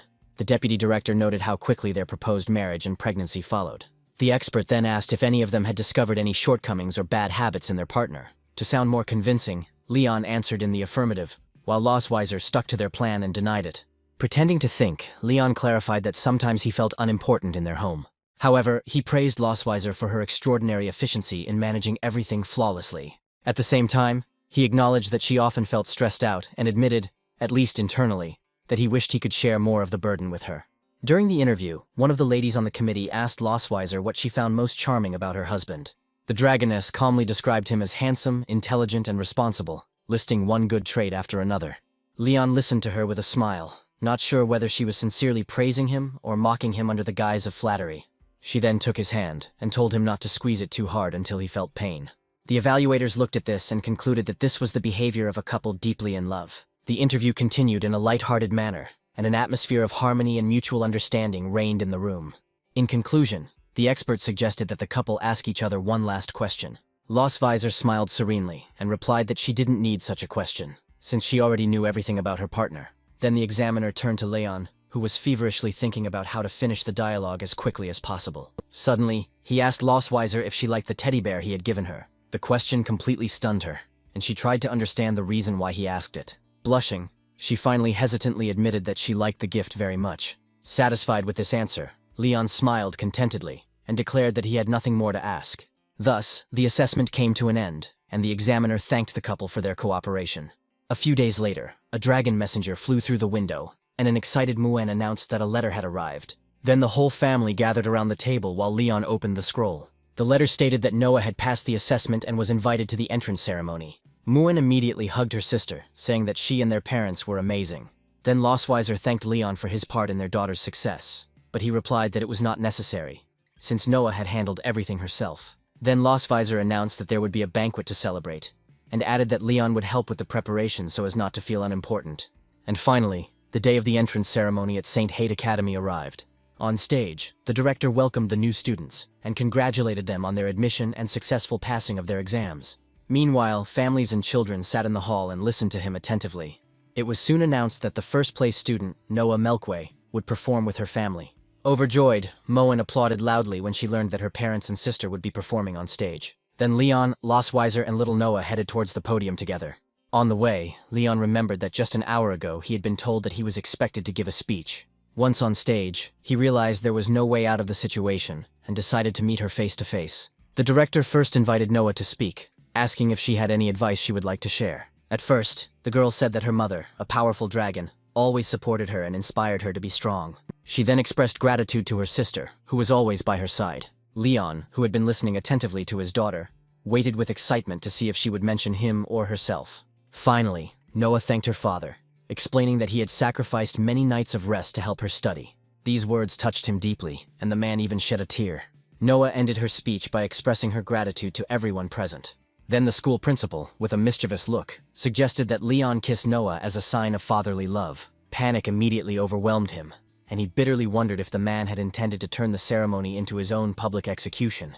He remembered that just a month ago the girl had not even allowed him to touch her. Whispering nervously to Noah, he suggested that perhaps a hug would be enough. But Noah insisted that he kiss her and get it over with. Struck by her persistence, Leon hesitated. However, soon he finally leaned down and kissed her on the forehead. From the audience, Muen screamed that she wanted to kiss her sister too, but the maid stopped her from rushing off the stage. Losweiser, who was standing nearby, breathed a sigh of relief, realizing that the director's proposal did not apply to her. The director then praised the family for representing a genuine and tender bond. But then, with a teasing smile, He asked how Leon could so easily forget about his wife after kissing his daughter. Irritated, Leon thought the man had gone too far and cursed him for not killing him earlier during the evaluation. And yet, looking at Noah, he decided that he would not allow such provocations to overshadow this important day. Turning to Losvisor, Leon smiled and declared that they were the most harmonious of families. Muen, meanwhile, watched eagerly what was happening on stage. The woman couldn't believe her ears, wondering how he could remain so calm while she herself was on edge. However, Leon quickly leaned forward, gave her a quick kiss on the cheek, and immediately stepped back. The unexpected gesture stunned Losvisor and left him momentarily speechless. Meanwhile, Leon confidently turned to the audience and expressed his gratitude, and the crowd demanded another kiss. Whispering in Losvisor's ear, he admitted that he now felt relieved. Losvisor, realizing he was using her to relieve stress, became outraged and vowed that he would pay for it later, when they were not in public. Finally, the director let the family go, wishing them rest. As they said goodbye outside, Losvisor told her daughter she would pick her up for the weekend. Finally, Muen asked Noah not to forget her, and Noah warmly reassured her, saying that she would miss her. Leon then advised his daughter to eat well, study hard, and take good care of herself. But she replied that she was no longer a child. The man responded with a knowing smile and told her that he was simply passing on the advice, as her mother had been too shy to express it in person. Her father also said that if she was ever bullied, she should fight back, assuring her that he would always support her. The girl asked if he had ever done anything like that himself, and Leon explained that whenever he got into a fight, his grandfather would take him home and beat him. Leon then calmed the girl down by telling her that, unlike her grandfather, he would never hit her over something so trivial. Noah listened to him attentively, clenching her little fists, and said that she would remember this. Later, Losvisor studied a text on blood magic. She thought about how blood casting was a forbidden art that required the sacrifice of the caster's life. However, after studying the script more closely, she realized that with a few changes it could be turned from a curse into a useful resource. Suddenly the doors opened. To her surprise, someone had already returned. Her faithful servant Shirley entered the office, knelt down and respectfully greeted her queen. However, she regretfully admitted that she had been unable to locate Tiger Lawrence and his wife. When Losvisor demanded an explanation, the servant explained that the couple had carefully erased all traces of their existence. After reading this message, the queen came to the conclusion that Leon's master was not the simple farmer he claimed to be. With firm determination, she ordered Shirley to continue her investigation and report any new discoveries without delay. Meanwhile, Leon was training, teaching little Muen. He told her to repeat after him and hit with a stick like he did. Then the girl made a few quick movements, but these were more chaotic movements than what Leon had shown.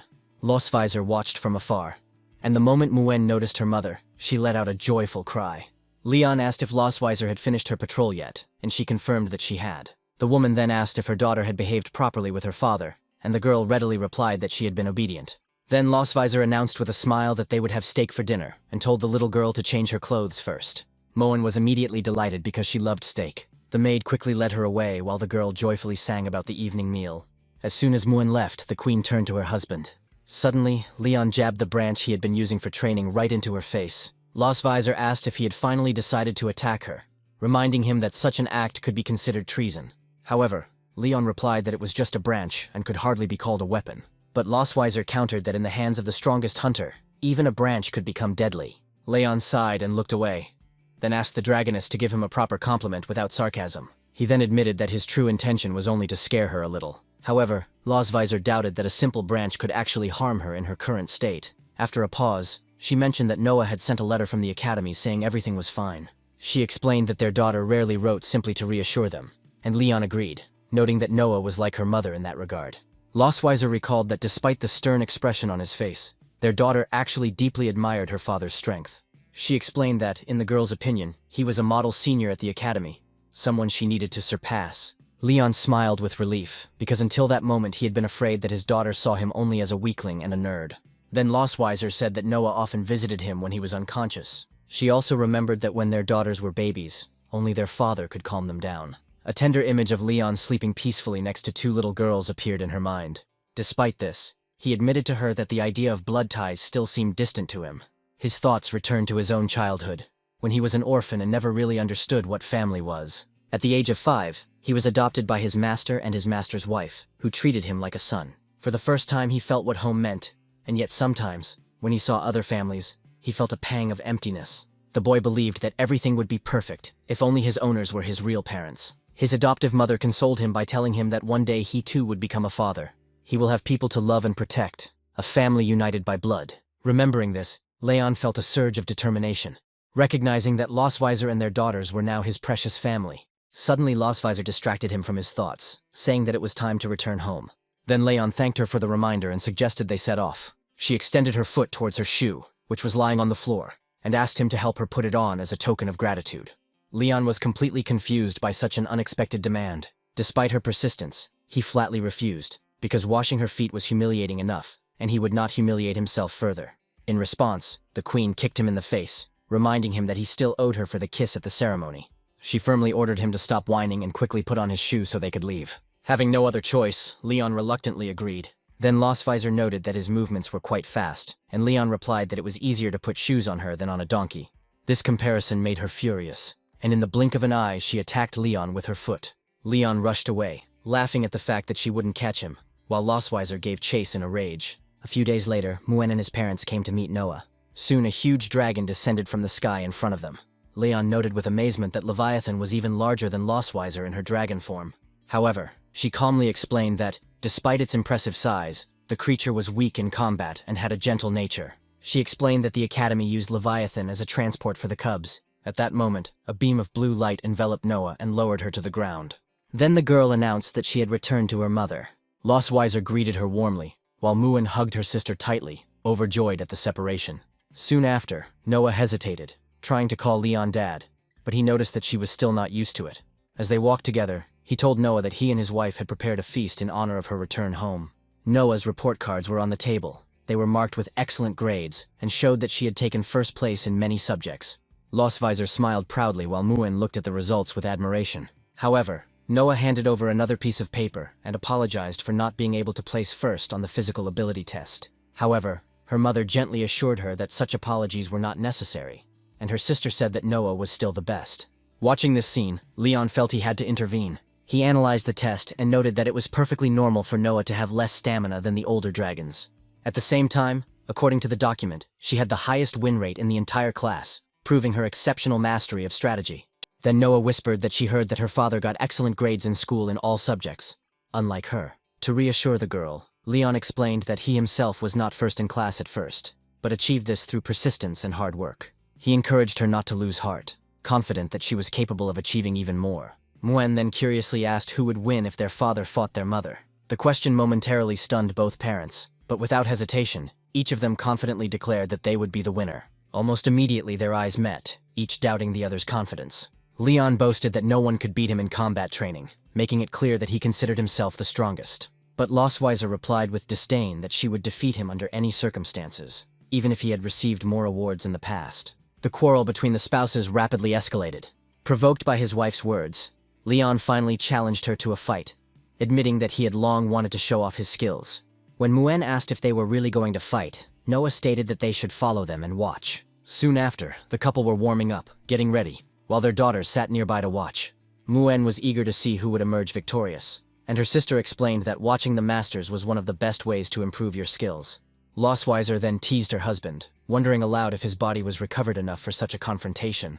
Leon replied that he cared little about his recovery, as this was a rare opportunity to fight the Queen of the Silver Dragons herself. Seeing his determination, Losweiser suggested that they make a bet. She explained that if he won, she would not touch him for a month. But if she won, he would have to fulfill her wish. Leon thought for a moment, not understanding what kind of perverted demands she would make. But then, when he imagined the possibility of taking a month off, his anticipation grew. Leon pointed at her confidently and accepted the bet. The two then stared at each other with challenging smiles, ready to begin. Soon they took their places opposite each other. Muen watched them with sparkling eyes, munching on popcorn. But suddenly the glass of juice slipped out of her hands and spilled onto the ground with a loud thud. The sudden noise startled the couple and briefly distracted their attention. While Muen was crying over her spilled drink, the duel between the spouses began. Leon rushed forward first. However, the queen blocked the attack with only one hand without much effort. She then immediately countered with a swift swipe of her tail. But Leon managed to dodge it by doing a backflip, narrowly avoiding the blow. Leaning on the ground with one hand, he went into another attack and delivered a powerful kick. Losweiser intercepted the blow with her hand, but came to the conclusion that close combat put her at a disadvantage, and that she needed to create distance. As she retreated, magical energy gathered around her, and Leon, sensing her intention, watched closely. Losweiser decided that it didn't matter as long as she achieved victory, and prepared a long-range attack. Muen was worried that her father might lose, but her sister explained that both fighters were simply using their best strategies. The girl quickly came to the conclusion that their mother lacked confidence in close-range combat. Impressed, Muan praised her sister's insight, to which Noah replied that she had learned it from a teacher at the academy. Soon, Losweiser challenged her husband to see if he could dodge her next attack. Leon, surrounded by sparks of energy, confidently replied that he was not only fast, but also resilient. With a determined smile, the Dragon Queen channeled her energy into a much more powerful strike. A deafening explosion shook the ground where Leon had just stood, and smoke rose into the air. When the dust cleared, Leon emerged unharmed, his body sparking with lightning, declaring that her attack was too slow. Losweiser was visibly shocked when she realized that her husband had been using lightning magic to enhance his body.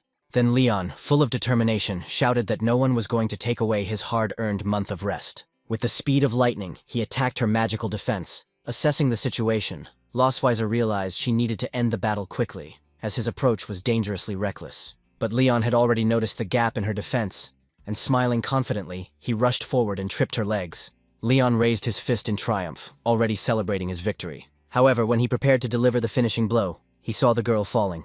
With a quick movement, he grabbed her hand and pulled her towards him, preventing her from falling to the ground. Thus, the battle suddenly stopped.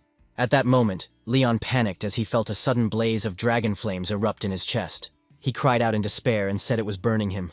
Then Losweiser scolded him sharply for allowing himself to be distracted in the heat of battle, and the flames quickly died down.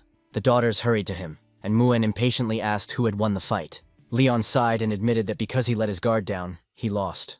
Losweiser admitted that he fought even without his equipment, and Leon boastfully added that otherwise he would have surely defeated her. With a victorious smile, the dragoness reminded him that since he had admitted his defeat, he should not forget about the bet they had made. Remembering the bet, Leon collapsed to the ground in despair, realizing too late that he had forgotten that part of their agreement. The girls asked if their father was dead, but Losweiser calmly reassured them, explaining that he had merely overexerted himself and would soon recover. That night, Leon came to the nursery to say goodbye to his daughters. He asked Noah to take care of Muan in his absence, and told the younger one to behave properly. Soon after, emotions overwhelmed him, and he admitted that he was worried about leaving his daughters alone. Noah, however, looked at him skeptically, wondering why he was being so dramatic when he had only spent one night with their mother. Leon then confessed that the night of torture at the hands of his wife was worse than execution. Muan, amused, said that their mother was going to eat their father. She explained that she had read in a book that the female praying mantis would consume the male after the mating ritual, and Leon said that was exactly what was in store for him. At that moment, Losweiser appeared and scolded him in a stern voice for talking such nonsense to the girls. Immediately after this, she put her daughters to bed, saying that she just wanted to discuss something interesting with their father. The puzzled girls whispered among themselves, wondering what these mysterious, interesting things could be. Finally losing her patience, Losweiser grabbed Leon by the arm and dragged him away, declaring that he had had enough. Noah, watching him disappear through the door, muttered that these adults were hopelessly immature. 2 bottles of wine and glasses were already waiting for him in the queen's chambers. Losweiser poured herself a drink and offered him one too, but Leon refused. Hearing his refusal, she reminded him that after losing the bet he had promised to grant her request. However, Leon muttered that he was not in the mood, claiming that he needed to keep a clear head to avoid her manipulation. To his surprise, Losweiser admitted that in truth she wanted him to win the fight. Leon, confused by this confession, asked why she needed it. She explained that if he won, he would get a month off, and perhaps during that time he would become more interesting to her. He asked suspiciously why she didn't just give in if that was her wish. Slowly approaching him, the queen explained that she had come up with something more interesting. She then poured wine over her body, declaring that she loved the look on his face when he was defeated. A shocked Leon stuttered nervously, demanding to know what she was doing. Then Losweiser ordered him to drink it all. Suddenly, the man found himself stunned by the mixture of the aroma of wine with the queen's perfume. The sight became irresistible to him. On impulse, he leaned over and began drinking the wine straight from her skin. His unexpected action caused Losweiser to sigh in surprise, and with a weak smile she muttered that it clearly wasn't enough. Then Losweiser ordered him to open his mouth, immediately after which she bit her lip until it bled. Suddenly a scarlet drop fell into his mouth. Alarm gripped Leon when he realized it was blood. He pushed her away and demanded to know what she was trying to do. A strange sensation pierced him, and he accused her of casting a forbidden spell. Then Losweiser calmly confirmed that it was indeed a blood curse, one he was already familiar with. Immediately his eyes began to glow with an intense red light. Leon asked why she did it, and Losweiser explained that she was bothered by the remnants of a spell he had once cast on her. He asked if she understood the value of such magic, but in response, the dragoness only smiled and replied that she had changed the spell so that only the enchantment effect remained. Under its influence, Leon screamed that his body was burning and his mind was plunging into darkness. Then Lostweiser pressed her hand to his chest and confessed that she always forced him to stay close to her, even against his will. But now she wanted him to obey her voluntarily and beg her to do him a favor. For the cunning dragoness, the game was just beginning. Lostweiser teased him, asking if a brave man couldn't control himself more against dragons. Then, showing the magical artifact she had purchased in the Sky City, she explained that it could record images. Under the pressure of her spell, Leon admitted that he wanted to kiss her. With a mischievous smile, Lostweiser demanded that he say it louder. In a fit of despair, he screamed that he wanted to kiss her, although almost immediately he tried to refute his own words. Then the woman cupped his face in her hands and laughed at how pathetic he had become, forgetting his pride to beg for a kiss. However, she stated that she would not give him what he asked for. Suddenly, overcome with emotion, Leon rushed forward, shouting her name and pushing her to the ground. The man pressed her to the bed, holding his breath. Meanwhile, Lostweiser noted with a smile that such impatience was unusual for him. Still holding her hand, he confessed his desire to kiss and hug her, and finally admitted that he wanted to make love to her. Lostweiser immediately realized that this was the effect of the blood curse. Smiling, she whispered that it seemed like this day had finally broken him. She had decided to give in since his plea was so insistent. Pulling Leon close to her, she told him to show his true face after the fall. In the morning, Leon suddenly woke up next to his wife. Pressing his hand to his forehead, he cursed himself for falling into the same trap again. He thought bitterly that the blood curse had robbed him of his pride and forced him to beg at her feet. Gritting his teeth, he admitted that this humiliation surpassed all others he had ever endured. Meanwhile, Lostweiser, the cause of all this, slept peacefully as if nothing had happened. Leon looked at her face, surprised at how vulnerable she seemed in her sleep, and suddenly his hand reached out to stroke her cheek. Astonished by his own action, he stepped back, asking himself what he was doing. Leon tried to convince himself that he had only wanted to wake her up, that his gesture had no other meaning. Yet her lack of response alarmed him, and he began to wonder if she was pretending to be asleep. The man ordered Lostweiser to stop playing, demanding that she open her eyes. Then, with growing concern, he asked himself why she, who had always been so disciplined, remained motionless. Now he wondered if her strange dream was a consequence of the blood curse itself. Thus, given the healthy, strong body of the Dragon Queen, Lostweiser will remain unconscious for at least a week. Leon stood by the bed, looking at her motionless figure. For the first time, he realized that this might be the perfect moment to escape. Having already dressed, he made a plan in his mind to mix potions, increase his strength, and run at maximum speed back to human territory. Standing near the edge of the bed, Leon laughed, confident that by the time Lostweiser woke up, he would already be far away. A triumphant laugh escaped his lips, but suddenly it was cut off. He leaned forward, his head hanging low, the weight of his own thoughts weighing him down. Clutching the flask of potion, Leon thought that 2 long years had passed since he left the Empire, and this thought instantly sobered him up.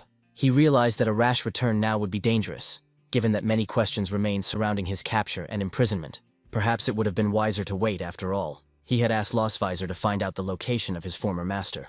However, another thought struck him even more strongly.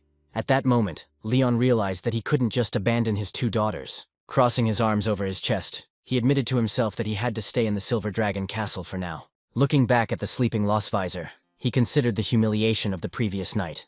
Then the man whispered that he would find a way to take revenge. Soon, Muen crept closer to the bed and asked if their mother was really okay, noting that she had slept all day. Noah, standing next to her, gave her father a sharp look and asked what exactly had happened between him and Lostweiser that night. Then Leon came up with a harmless explanation that they had simply been talking late on the balcony and that she had simply caught a cold. He then turned to the maid Anna, asking if the Dragon Queen's condition could be serious. But Anna calmed him down. She explained that the doctor had already examined her and found nothing dangerous. The weakness was temporary. The maid offered to take care of the household chores in Lostweiser's absence, and the man agreed.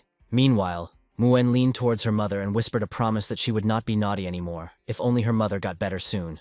Watching this scene, Leon noticed how profusely Lostweiser was sweating, and quietly decided that he should wash her later. But Noah suddenly asked her father if he intended to take advantage of the situation. Leon refuted this, insisting that she was making things up, and that his only concern was taking proper care of his wife. Noah didn't press the issue further, but instead told Muen that they should leave and come back the next day. Standing at the door, Muen tenderly bid her father good night, and he returned the favor before the 2 girls disappeared down the hallway. Finding himself alone again with his sleeping wife, Leon stopped, not knowing what to do, and finally decided to go get some water. Returning with a basin, he wet a rag and wrung it out, then began to wipe away the sweat with it. During the process, he said that he did it only so that she would not catch a cold, and that his gesture should not be misunderstood. He watched her, noting that she was so weak that she couldn't even show her huge tail. When he finished, Leon wondered if he should change her clothes too. Opening the closet, he found a lot of clothes and decided that he could choose what he liked. A hint of mischief crossed his mind, and he began to pick out an off-the-shoulder outfit with a daring neckline and stockings. Once the right style of clothing had been chosen, the man thought about what kind of hairstyle he would give her. Looking at her hair, Leon wondered if it wouldn't be better to braid it. Finally, with a satisfied smile, he stepped back and admired the result. Lostvisor had transformed into a bunny girl. To his own surprise, he admitted to himself that she looked undeniably beautiful. Suddenly, the dragon mark on his chest began to glow. Grabbing his shirt, Leon asked himself why she reacted at such a moment. He remembered the explanation. The sign flashed whenever one bearer desired another. However, Leon denied any conscious desire and accused the revealing suit of betrayal. He soon felt relieved that he had avoided a serious mistake. Yet he regretted that this rare moment of Lostvisor's changing had not left a lasting memory. But then another thought flashed through his mind. There was a camera somewhere in the room. He rushed to look for her, searching frantically, and soon found the device. With triumphant glee, Leon began to photograph his wife. Now she would be the one at a disadvantage. He gently touched her face with his fingers and forced himself to smile for the photograph. Leon said to himself that these images would be carefully preserved. At that moment, Lostvisor stirred and muttered something in her sleep. Leon froze in panic, fearing that she had woken up too early. Bending low to check, he was relieved to find that she was still unconscious. He sighed and clutched his chest to slow his racing heart, deciding it would be best to change her clothes and put off his plans until tomorrow. The next day, Muin ran down the hallway, desperately calling for her sister. Noah crossed her arms and stopped her, demanding to know what happened. Moan explained that her Rubik's Cube was broken, and when she went to look for their father to fix it, she couldn't find him anywhere. Noah's face registered suspicion, and she wondered if he had taken advantage of their mother's unconsciousness to slip away. But then, softening, she assured her younger sister that there was no need to be afraid, and said that they would look for him together. Entering one room after another, they realized with disappointment that everywhere was empty. Moon even looked into the big barrel, calling for her dad. Eventually, the girl decided that perhaps their father was lost, since they had already looked everywhere. Noah's expression darkened, and she said that good people always leave sooner or later, as had happened once before. Muan tilted her head to the side in confusion and asked what she meant. Noah replied that if her suspicions were correct, the man had already left, that he had finally managed to escape. She thought bitterly that their family had always seemed harmonious, but in reality it was built on illusions and lies. She recalled that for as long as she could remember, their father was always sleeping, and their mother explained that he was their parent. When he finally woke up, his first instinct was to run away, and from then on, Noah felt like Dad stayed because he had no choice. Noah later recalled how he gradually drew closer, trying to act like a good father to win their trust. But she didn't know if it was genuine love or just a calculated move to lower their guard so he could escape. Thinking about this, Noah told herself that when love has unknown motives behind it, it is better to never receive it at all. The girl understood that he really had no place in this place, and that sooner or later he would disappear from their lives. Muen cried bitterly, complaining that their mother did not wake up and that their father did not love them. She asked her sister what they should do now. Then Noah gently cupped the girl's face in her hands, comforting her and promising that her older sister would protect her. Then Muen clung to her and cried even harder, burying her face in Noah's arms. At that moment, the girl announced that they would hold a farewell ceremony for this man. Meanwhile, the story moved to the mountains beyond the Silver Dragon's sanctuary. Leon looked at the scenery, noting to himself that it was indeed beautiful, and acknowledging that the maid had not lied about it. Then his thoughts returned to the moment when he asked Anne about the places Her Majesty most often visited. The maid offered to send someone to accompany him, but Leon refused, asking only that she mark the places on the map. Now he planned to explore these areas. According to him, the man intended to prepare a surprise for Lostvisor.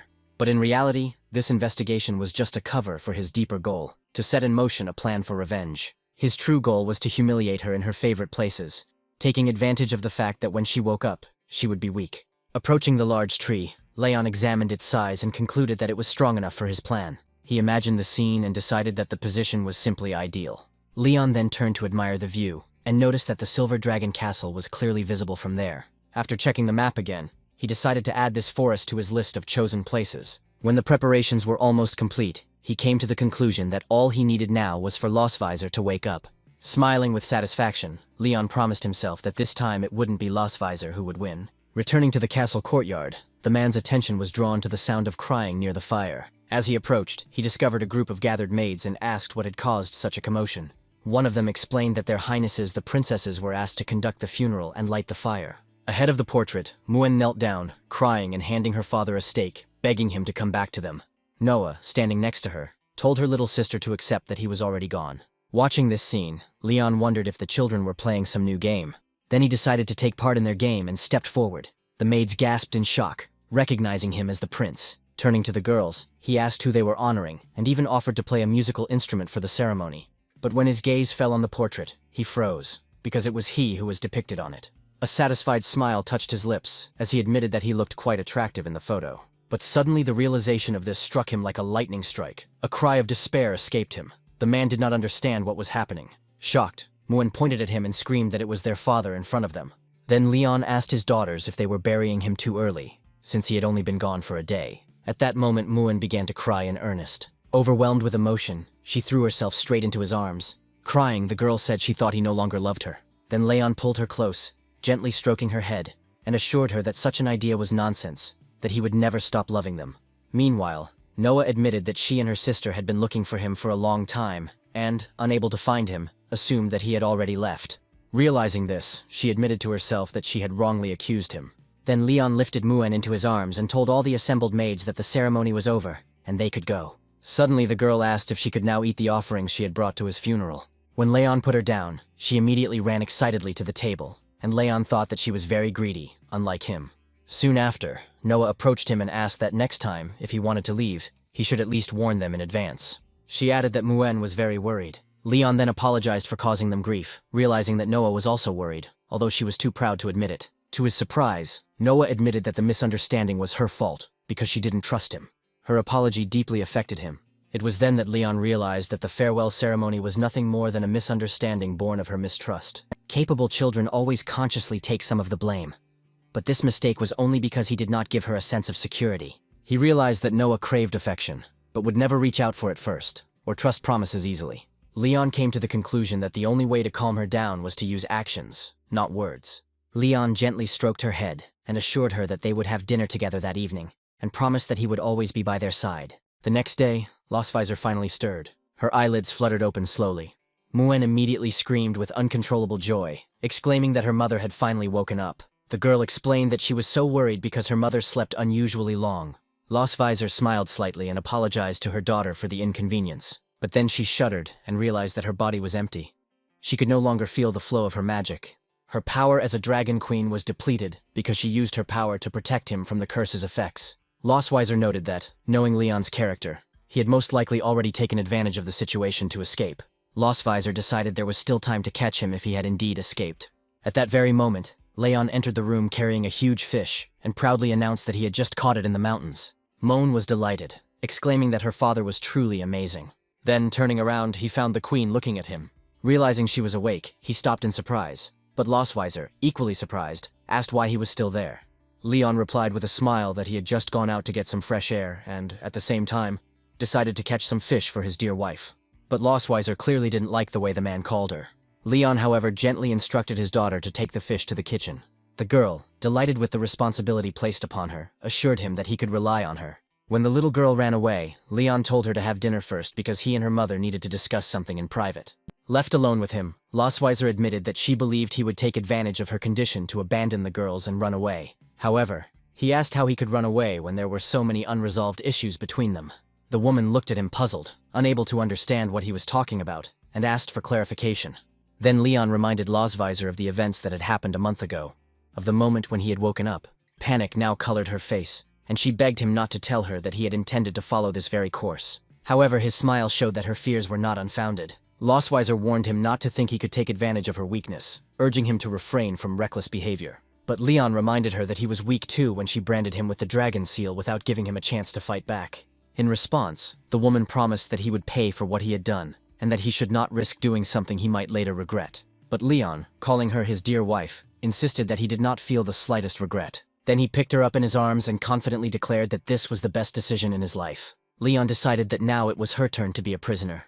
As he carried her through a forest of cherry blossoms, an indignant Losvisor ordered him to let her go immediately. But despite her squirming, Leon sternly warned her to stop struggling, or she would fall from his arms. The woman understood that if she had regained her strength, she would have beaten this guy half to death. Finally, Leon lowered her to the ground under the vast canopy of a tall cherry tree. Sitting there, Losvisor asked him why he had brought her to such a place. Leon explained that while she was unconscious, He had been searching for the places she loved most, and this was to be their first destination. Confused, the dragoness demanded to know what he meant by the first destination. The young man pointed to a castle in the distance and explained that from its height, one could see everything in perfection. Then Losvisor asked suspiciously if this was his attempt to take revenge for what had once happened in his homeland. Leon confirmed her suspicions, noting that returning a favor was, after all, a right reserved for dragons. Suddenly, the seal on the dragoness's chest began to glow faintly. Leon stated that despite being human, he had a strong sense of pride and duty within him. Holding Losvisor tightly, he urged her to look straight ahead, directing her gaze to the palace rising in the distance. He described him as the source of all her pride and dignity, but now she could only allow him to manipulate her. Leon, gently pushing her forward, asked what it felt like to be defeated by a man who was once a fallen dragon hunter. He reminded her that this was exactly what she had once done to him. Losvisor admitted to herself that she wanted to resist, but her body betrayed her, giving in to a desire she could not suppress. But suddenly her tail wrapped around his body. Astonished, Leon wondered out loud how she still had the strength to do this.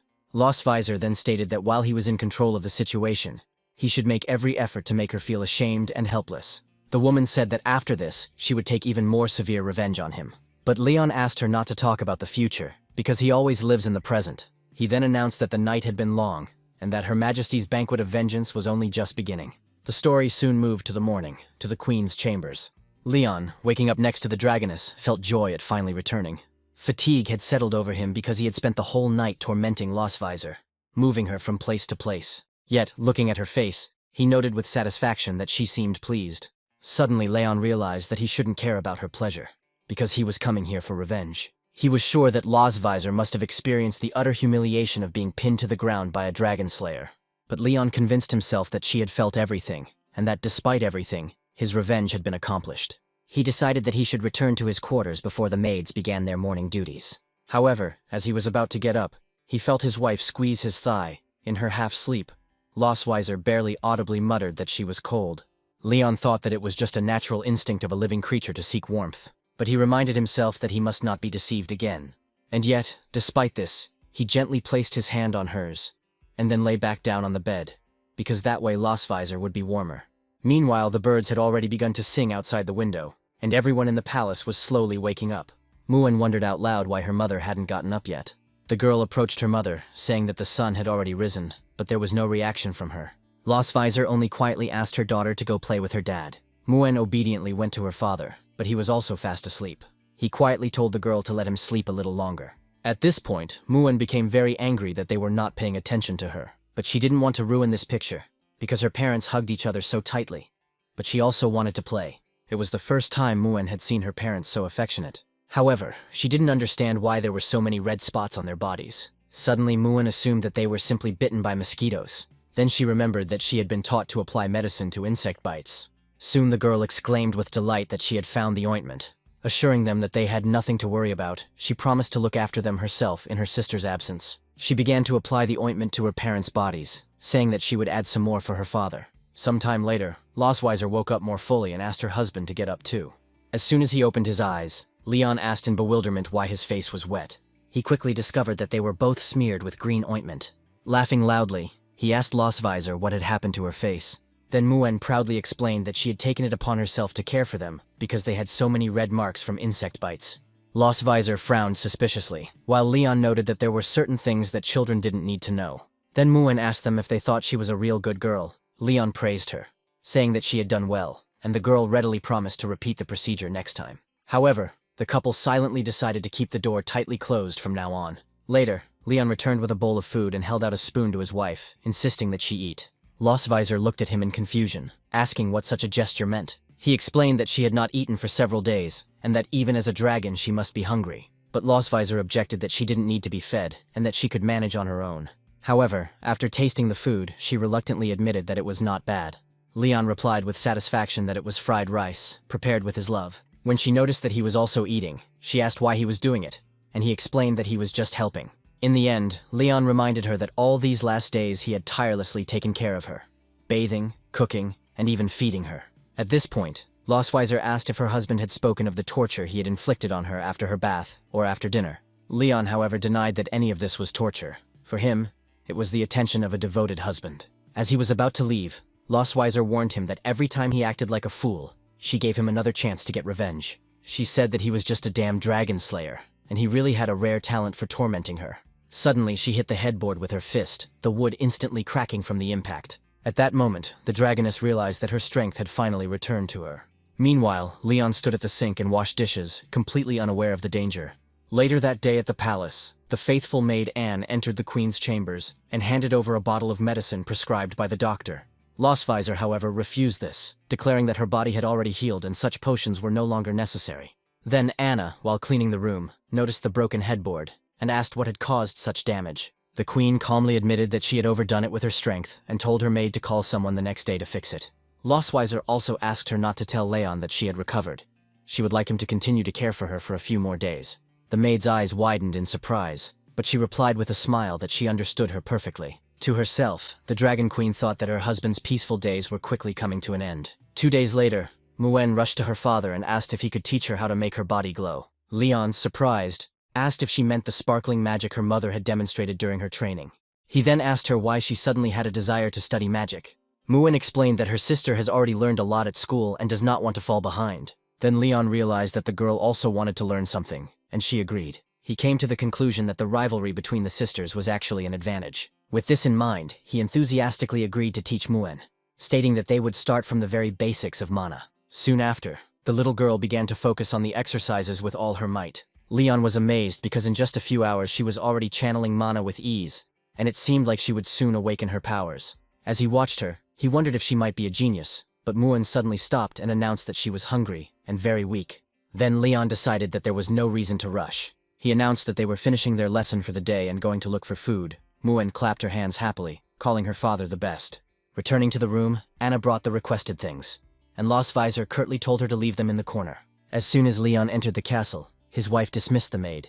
Leon thought that, according to Anna, Lostvisor would need another 5 days before she recovered, which meant he still had time to tease her. With this in mind, he approached her gently and offered to give her a massage. But Lostvisor challenged him, asking why he had not shown strength and accusing him of disappointing her by not lasting more than 2 days. Leon, taken aback, asked her to repeat her words. Then he pulled the blanket off her and shouted that he thought he was letting her rest, but he was obviously wrong. Taking her chin in his hand, he mused out loud that if she could speak so boldly, then her body must be equally strong. As he took off his shirt, he warned her that she would regret her words. However, Lostvisor, smiling defiantly, replied that she never regretted anything. At that moment, her tail shot up and wrapped tightly around Leon's waist. With a quick movement, she threw him onto the bed. Then the dragoness sat on him, pinning him to the bed with a force that stunned him. It dawned on him, and he asked if she had fully recovered her strength. But Lostvisor silenced him, reminding him that prisoners needed to know how to remain silent. Seeing handcuffs, a whip, and a strange ball on a table nearby, Leon, confused, asked when she had prepared such tools. Bound hand and foot, he began to fear that he had voluntarily stepped into the lion's den. Looking down at him, the queen warned him not to resist. Leon then asked if she was going to torture him to get information. He countered that he had undergone special training and would never give in. But Lostvisor doubted he was truly so sure. Suddenly, the magic crystal began to glow, projecting a recording of Leon's voice. It was his confession that he wanted to kiss her. Realizing what it was, Leon desperately begged her to turn off the crystal. Lostvisor, however, teased him cruelly, asking who it was that was begging her now. The crystal continued to play the recording of Leon pitifully begging the dragoness to let him kiss her, but he vehemently denied it, insisting that it couldn't be him, that it must just be someone who looked like him. Then Lostvisor asked if he would like to see the scene more clearly. The image expanded further, where Leon spoke of his desire to hug her, kiss her, and become one with her. Finally defeated, Leon admitted that there was no need to continue, as he remembered everything. Then Lostvisor took the whip that lay next to the bed and ordered him to repeat over and over again the very words he had spoken in the recording. When Leon hesitated, she suggested he recount the moment if his memory failed him. Without waiting for his answer, Lostvisor repeated what had happened that night. Later, Leon lay on his bed, completely exhausted.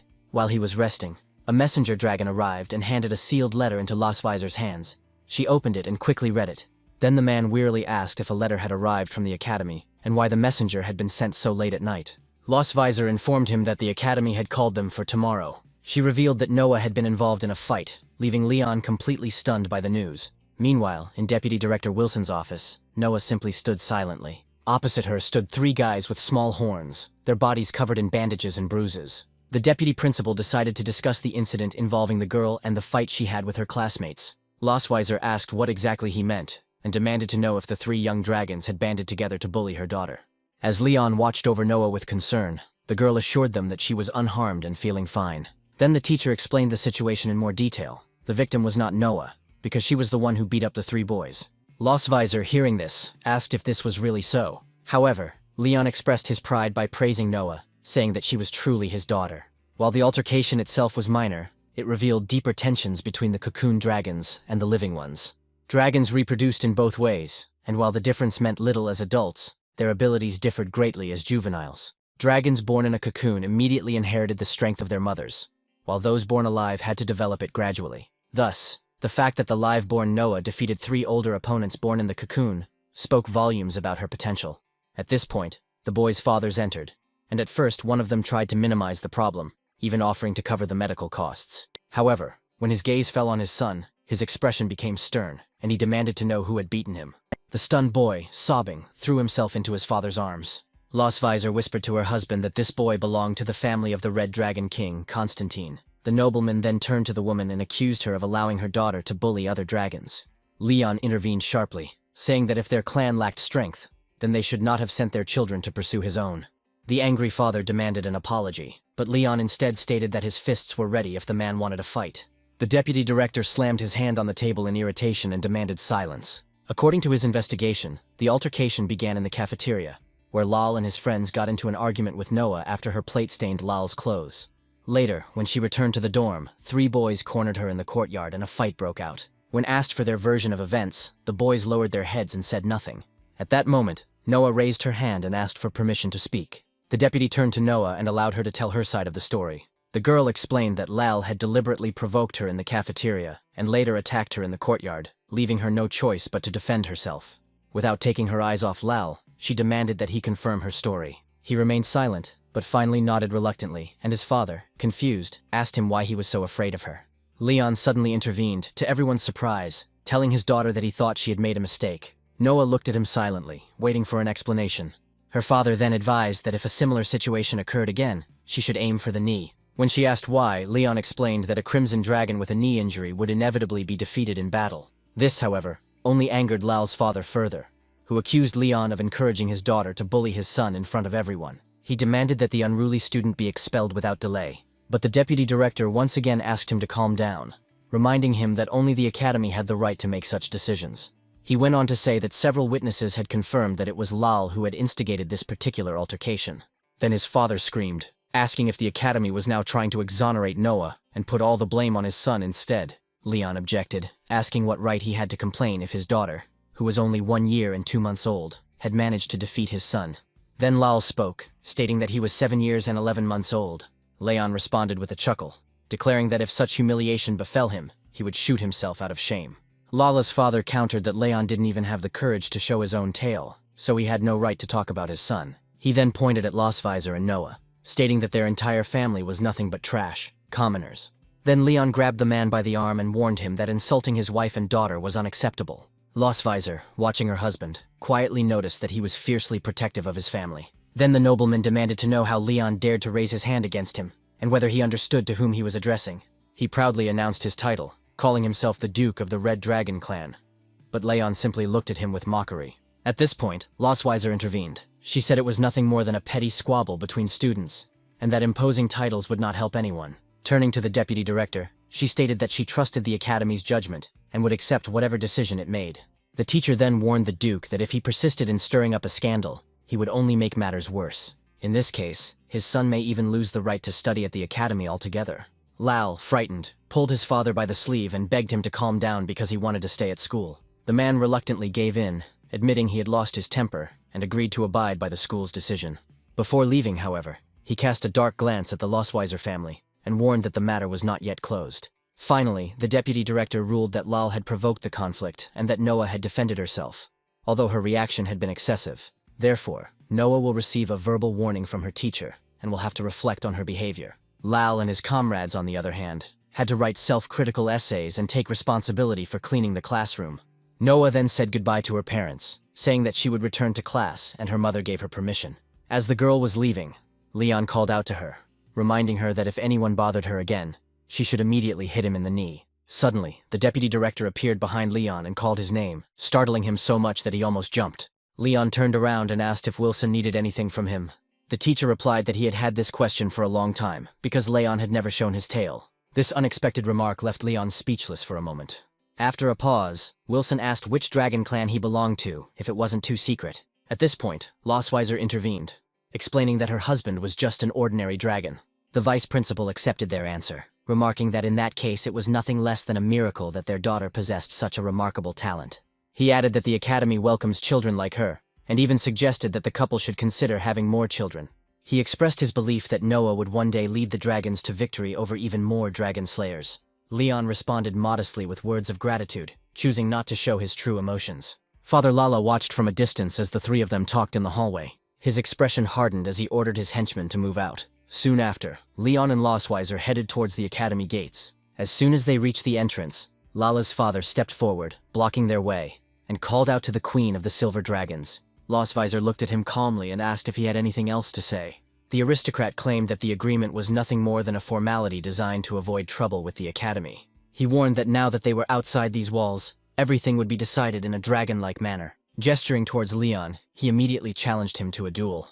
Losweiser knew that to refuse such a challenge would be to provoke rumors of the silver dragon's weakness. The red-haired man, sensing their hesitation, continued to taunt them, demanding to know if they intended to retreat. Then, in a quiet voice, Losweiser asked her husband if he really wanted to fight. But Leon calmly replied that since the man had offered himself, he would gladly accept the challenge. His wife agreed, but begged him not to kill the man. Meanwhile, the rumor of the duel quickly spread, and soon the students hurried to the entrance, wanting to witness the duel. Hearing their chatter, Noah immediately suspected that her parents might be involved. On the neighboring balcony, students were discussing who the participants in the fight might have been. The redhead looked at Leon with disdain, stating that the man seemed weak, talkative, and too cowardly to show his tail. With his own son defeated, he declared that he would restore the family's honor by defeating the girl's father in combat. He arrogantly suggested that if Leon lasted 3 rounds, he would declare himself the loser. Leon, however, rejected these conditions, urging him instead to stop bragging and begin immediately. This provocation enraged the nobleman. Shouting that such impudence was unbearable, he rushed forward. He intended to attack Leon with a fire strike, but Leon met the blow head-on, blocking it with ease, noting that this guy was weaker than the dragons he had faced before. Then he smiled triumphantly, reminding himself that there were still 2 rounds left. As Leon stepped back, the man accused him of cowardice, saying this as he slammed his fist into the ground, releasing a shockwave. However, Leon dodged the blow by jumping into the air, but the nobleman immediately threw a roaring stream of fire at him. However, Leon looked at the approaching flames without a shadow of fear. He then easily dodged and appeared again next to his opponent. He announced that it was now his turn to attack. With a swift motion, he kicked the man straight in the knee, causing him to scream in agony. As the aristocrat collapsed to the ground, staring at him in disbelief, Leon gave him no respite, immediately punching the man in the face. He was so strong that his body fell far to the ground. Leon then dusted off his hands and noticed that an opponent with such meager abilities didn't even need to summon magic. The nobleman's servants panicked, shouting the name of Duke Lair. Then Leon turned to them and asked if they wanted to try their luck too. The men immediately turned pale and refused, declaring that they had no desire to fight. Then Leon ordered them to take the Duke away, and told them to tell his son that he would never bother his daughter again. Satisfied, he turned to leave. However, he suddenly noticed Noah standing nearby, and somewhat surprised, Leon asked when she arrived. The girl explained that she was just passing by when she noticed the commotion. Then she handed the box to her parents, saying that it was a gift. Upon opening it, Losweiser found a large heart-shaped cookie. Noah explained that she had baked the cookies in cooking class. Since she only placed second, it might not be particularly tasty, but she still wanted her parents to try it. Losweiser immediately countered, insisting that the cookies were delicious, and insisting that Leon try them too. Leon agreed that everything their daughter cooked was wonderful, and promised her that next time she would definitely take first place. Noah's eyes lit up with pride, and then she turned to her father, telling him that his performance in the duel was amazing. Leon was taken aback by his daughter's unexpected praise, but soon he smiled broadly. He decided that his relationship with Noah had become closer, and he was incredibly happy about it. The man chuckled, agreeing that he was very strong. Leon gently stroked her head and offered to teach her any fighting technique she wished to master. Sometime later, Leon leaned back on the sofa and calmly read a book. At that moment, Losweiser suddenly entered his room with a first aid kit in her hands. Leon immediately put the book down and asked his wife in surprise what she was doing there. Instead of answering, the dragoness silently sat down on the sofa next to him, and the man began to suspect that she was up to something again. Then Lostvisor asked with concern if his arm was injured. Taken by surprise, Leon was silent at first. Then he looked at the wound and replied that it was nothing serious, just a scratch that would heal in a few days. Without hesitation, Lostvisor prepared cotton wool and medicine to treat it. While she was looking after him, Leon was thinking to himself. As a dragon slayer, he had countless scars on his body, and he was used to dealing with them roughly. And yet now, for the first time, he felt the touch of the man who had tenderly treated his wounds. He noticed the warmth and softness of her hand as she treated his wound. Then Lostvisor sincerely thanked him for his protection. However, Leon simply replied that it was his duty, because in the eyes of others, she remained his wife. Soon after, the dragoness mentioned that her sister had invited them over. At first, Leon hesitated, but after hearing it, he eventually changed his mind and agreed. Lostvisor smirked. She already knew that this guy was quite stubborn. So they set out on their journey together, and soon reached the territory of the Red Dragons. As they approached their destination, Leon, holding Muen in his arms, announced that they had arrived and gently urged the girl to wake up. Soon, Lostvisor's older sister Aisha appeared before them to greet them. Seeing her sister in her dragon form, she noted with admiration that her form remained as impressive as ever. Then Lostvisor herself took on human form, and Aisha immediately hugged her, saying that she was very cute in human form too. The woman then introduced her husband and daughters. Lostvisor told her husband's name, and Aisha was very happy to see him in good health. Then the dragoness introduced her two daughters to her sister, Muen and Noah. Aisha hugged one of the little girls, correctly guessing that it was Muen, and then turned to the other, recognizing her as Noah. Soon after, Aisha turned to Noah and asked if she could hug her too. Although the girl was shy, she still did not refuse her aunt. Then Aisha immediately pulled the second twin towards her. Overjoyed, she said that holding two little dragon girls in her arms at once was pure happiness. Then, turning her gaze to Leon, Aisha expressed gratitude for his efforts. She heard that he spent most of his time taking care of the girls. The man immediately smiled and said that it was not difficult for him, because he loves taking care of children, which is why they are drawn to him. Lostvisor, however, intervened, stating that she was sure the girls got along better with her, but Leon countered that that was impossible. Their sister, who had been watching the light-hearted exchange, laughed and remarked that they really did seem to get along very well. Lostvisor, blushing slightly, admitted that perhaps they did get along well. Aisha then invited the family inside, noting that they must be tired after their long journey. Soon the whole family had dinner, and then they went to the living room. Then Aisha took out an album and invited the girls to look at photographs of their mother when she was little. Muen immediately exclaimed joyfully that she really wanted to look at the photo, but Lostvisor, caught off guard, demanded that her sister hand over the photographs she had been hiding. At that moment, Leon realized that he needed to help the red-haired woman. Aisha then tossed the album to Leon, while her younger sister gave chase, trying to get them back. Leon admitted that he never expected to see such a playful side of his usually reserved wife. As soon as he opened the album, his face was immediately illuminated by a bright light. His daughters, however, were filled with excitement and begged to see the photographs as well. In response, Leon finally showed them the photo and teased Lostvisor, noting how active she seemed during her student years. Aisha explained that she was giving a speech here as one of the most outstanding students at the academy. Leon smirked and asked how she had changed so much since then, becoming distant and cold. However, as she snatched the photograph, Lostvisor muttered that he shouldn't get cocky because he might be the next victim. Aisha, meanwhile, happily reported that she still had many photographs from the time when their mother was young. When they came across Lostvisor's baby photos, Noah marveled at how tiny their mother was. Leon joined in, pointing to another photo and noting that their mother looked exceptionally stylish in it. Aisha proudly explained that the photo was taken on the day Lostvisor inherited the title of Queen of the Silver Dragons. Leon was impressed with her look and admitted that she really looked great. When they reached the last page of the album, Muen pouted in disappointment, lamenting that there were no more photos left. Then Lostvisor took the album from her and said that since they were finished, her sister should carefully put the photographs away. However, the older sister said with a smile that their research was not finished at all. She asked if they knew what she was now holding in her hand. Without hesitation, Leon exclaimed that he recognized it immediately. It was a memory stone. Aisha turned to Muen and Noah and asked if they wanted to watch the footage of their mother, and the girls happily shouted that they did. Lostvisor, however, became worried and begged her sister not to show what was on the stone. Leon, however, begged his daughter-in-law to show it, realizing that the content of the videos must be terribly embarrassing. Lostvisor cried out her sister's name in despair, but Aisha only smiled. With a mischievous glint in her eyes, she declared that since this was Leon's first visit to their home, she would fulfill his request.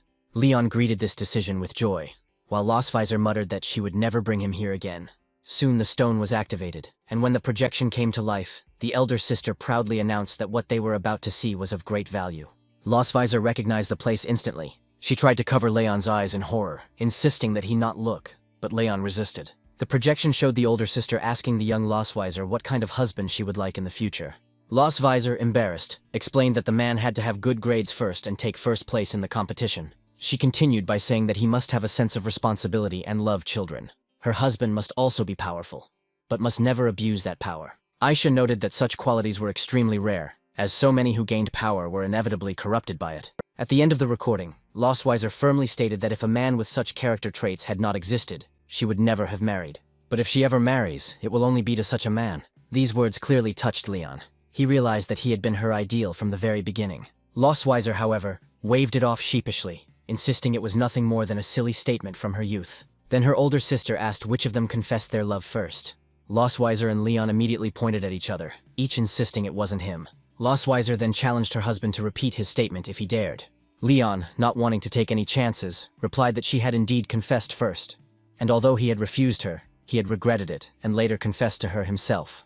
Aisha, who had been watching the altercation with a smile, noted that, as she had suspected, they were indeed getting along wonderfully. The couple denied it simultaneously, their voices heard throughout the palace. Later that evening, Leon whispered to his wife that they would have to sleep in the same room. But when they entered, they both stopped abruptly. The room was decorated in an overly romantic manner. Shocked, the couple asked what the hell it was. When Lostweiser turned to her sister for an explanation, Aisha replied with a satisfied smile that she had prepared the guest room especially for them, as they would be staying here for a few days. Lostweiser asked if there was another room available, but her sister insisted they not be shy. At that moment, Leon realized that he needed to be careful. These women were not to be underestimated. In fact, Aisha intended to lock the pair away so they could fulfill their mission to revive the race. Leon immediately protested, declaring that he wanted to leave. But before he could reach the door, Aisha appeared behind him, blocking his path and asking where he was going. The young man tried to justify himself by saying that he wanted to see his daughters, but the woman explained that she had already prepared a room for them. At that very moment, Moen and Noah were in their room full of toys, working together on a big puzzle. Then Aisha closed the door with her body, wishing the couple a good rest. Leon came to the conclusion that they had no choice but to spend the night there. He acknowledged that his daughter-in-law possessed an unrivaled strategic mind. Lostweiser, opening the closet, noted with a tired sigh that her sister had always been like this. However, she suddenly slammed the closet shut with unusual force, leaving Leon perplexed. She then informed him that since there was only a single bed in the room, he would have to sleep in the jacuzzi. Leon asked with displeasure why he had to take the bath. Moreover, the drain hole was blocked. Aisha had deliberately arranged everything so that they would be forced to share a bed. As he approached the mattress, he noticed that it looked different, almost unusual. He soon wondered out loud if it really was a waterbed.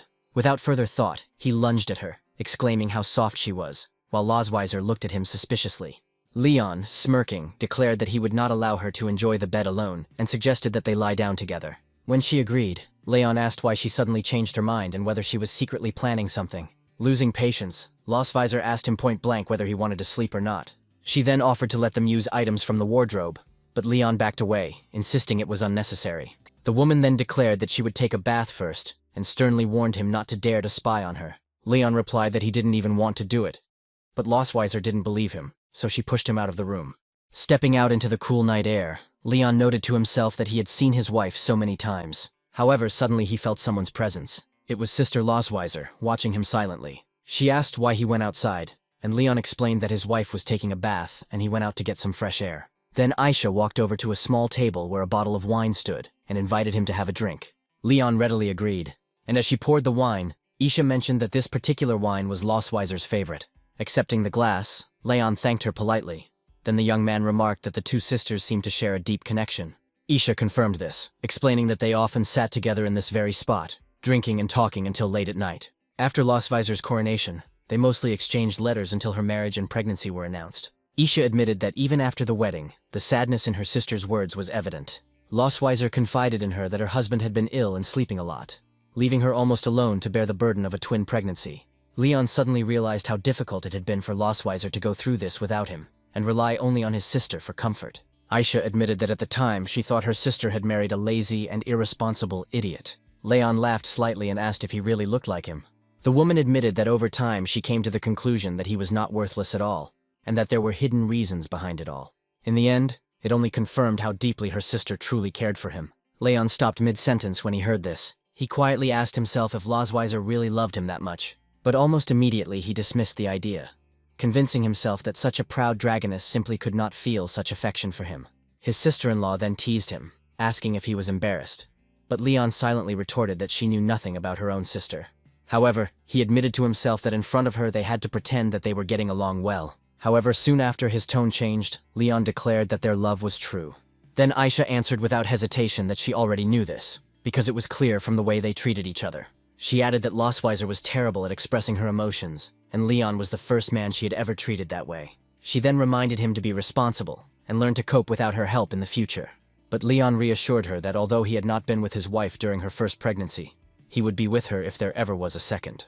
He swore that he would protect both his companion and their daughters at the cost of his own life. Aisha replied that she hoped that he would indeed keep that promise. She then urged him to stop bragging and return to the room before Lostweiser lost her patience.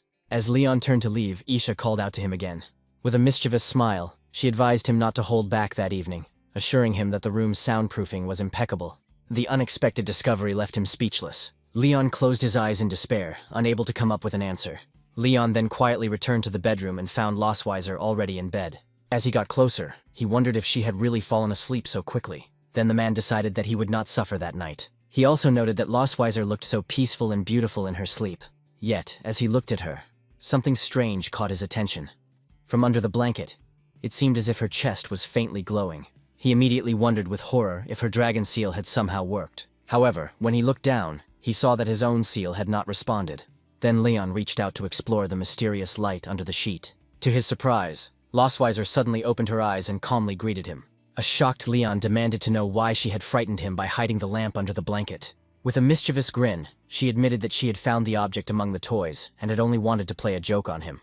She continued to tease, noticing that, judging by his reaction, he didn't seem disappointed at all. Leon immediately denied everything, insisting that it was not true. Flustered, he turned away, pulled the blanket over himself, and muttered that he was going to sleep and that she shouldn't talk to him anymore. Then Lostweiser, smiling, warned him that he should not try to take revenge on her in the middle of the night. Suddenly, a spider fell to the floor in front of Lostweiser, frightening her so much that she couldn't even figure out what it was. When she realized what it was, a scream escaped her throat. Before Leon could get his bearings, Lostweiser jumped into his arms, clinging tightly to him. Trembling, she admitted that there was a spider in the room. Leon, surprised by her reaction, remembered the image he had seen earlier in the album, where she was depicted in tears because of a spider. He thought that even the Queen of Silver Dragons harbored fears within herself. Leon then said that he had no choice but to deal with this creature. However, when he picked up the spider, he immediately realized that something was wrong. He discovered that it was just a toy spider. Leon calmly explained that there was no reason to be afraid. Lostweiser, however, refused to listen and demanded that he get rid of it immediately, insisting that whether it was real or not. Seeing her agitation, Leon reassured her by promising to throw it away immediately. He then threw the fake spider out the window, turned back and assured her that the threat was over. As he thought about what had happened, he began to suspect that this too was part of his daughter-in-law's carefully thought-out plan. It was all to get Lostweiser to show his more fragile, vulnerable side. Now calmed down, the woman timidly asked if she could sleep on one side of the bed while he stayed on the other. Leon replied that she could sleep wherever she pleased. A few moments later, the two of them were lying silently in the same bed. After a while, Leon asked if Lostweiser would like to hold his hand if she was still scared. Lostweiser looked at him without answering immediately, but then, giving in, said she would agree if he insisted. As their hands interlocked, Leon asked if she felt safe enough holding only his pinky. He smiled at her shyness, calling her silly, and showed her the proper way to hold hands by intertwining their fingers. Lostweiser wondered how he managed to touch her so naturally, and if she was the only one who felt this strange warmth. However, she chided herself, reminding herself that as the Dragon Queen, there was no shame in holding someone's hand. Leon noticed how cold Lostweiser's hands were, but she noticed that the coldness actually came from his hand, which was stiff with excitement. The woman also felt the calluses and scars left from so many years of wielding the sword, rough but very warm. Where their fingers intertwined, she felt as if a current ran through her very skin. Lostweiser sank into silence, surrendering to the sensations. The night dragged on very, very slowly. Leon soon found that he could not sleep. He turned to his wife, wondering if she was already asleep. As he was stretching his fingers, numb from the position, he touched her hand. Feigning sleep, Lostweiser wondered to herself why, instead of simply holding her, he was now poking her hand with his finger. Then she came to the conclusion that perhaps this brave prisoner had dared to touch his mistress. The woman thought that if this was so, then she would touch him too. The next moment, Leon flinched as he felt her hand move. Confused, he tried to understand why she was touching his hand. He admired the softness of her body where it pressed against his, the gentle warmth that spread from the touch. A desire suddenly arose in him, growing rapidly, and he felt that the same desire had taken possession of her. Slowly, as if drawn by an invisible force, their faces came closer. The couple looked at each other, unable to resist the desire. Then Leon climbed on top of Lostweiser, leaned over her, and decided that for this one night, he would give himself over to the moment. Meanwhile, his wife was whispering his name in a trembling voice. Even as Leon prepared himself for what was to come, he was shocked to realize that his dragon mark had not reacted in any way. The fact is that the seal flared up only when passion lacked true feeling. But when love was genuine, it did not manifest itself. Yet, this intimate moment was ruined by the sudden fall of a toy spider that landed between them. This was soon followed by a piercing scream from Lostweiser, echoing throughout the hall. Stepping outside, Isha chuckled to herself, deciding that they must have discovered the little surprise she left behind. Meanwhile, Leon held Lostweiser tightly to himself, calming her down. He assured her that everything was fine, and that she no longer needed to be afraid. Pressing her face against his chest, Lostweiser noted how fast his heart was beating. Then Leon admitted that he too was afraid of spiders. Hearing this confession, the dragoness decided that she would no longer force him to catch spiders. Finally, she asked Leon never to talk about what had just happened. When morning came, sunlight softly filtered through the room's window. Lostweiser woke up with a start and sat up straight. She wondered when she had fallen asleep, and then asked herself if Leon had woken up earlier. She consoled herself with the thought that perhaps it would be for the best, because after the previous night she didn't know how to look him in the eyes.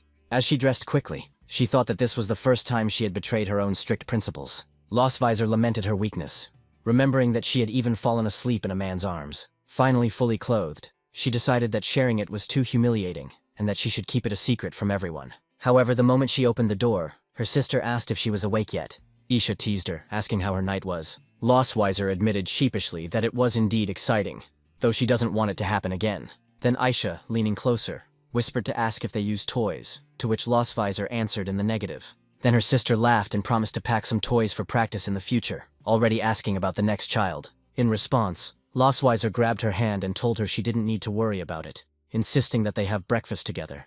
Meanwhile, in the great dining hall of the Red Dragon Castle, Leon was already with the children. He playfully squeezed Muen's cheeks, causing the little girl to open her mouth wide.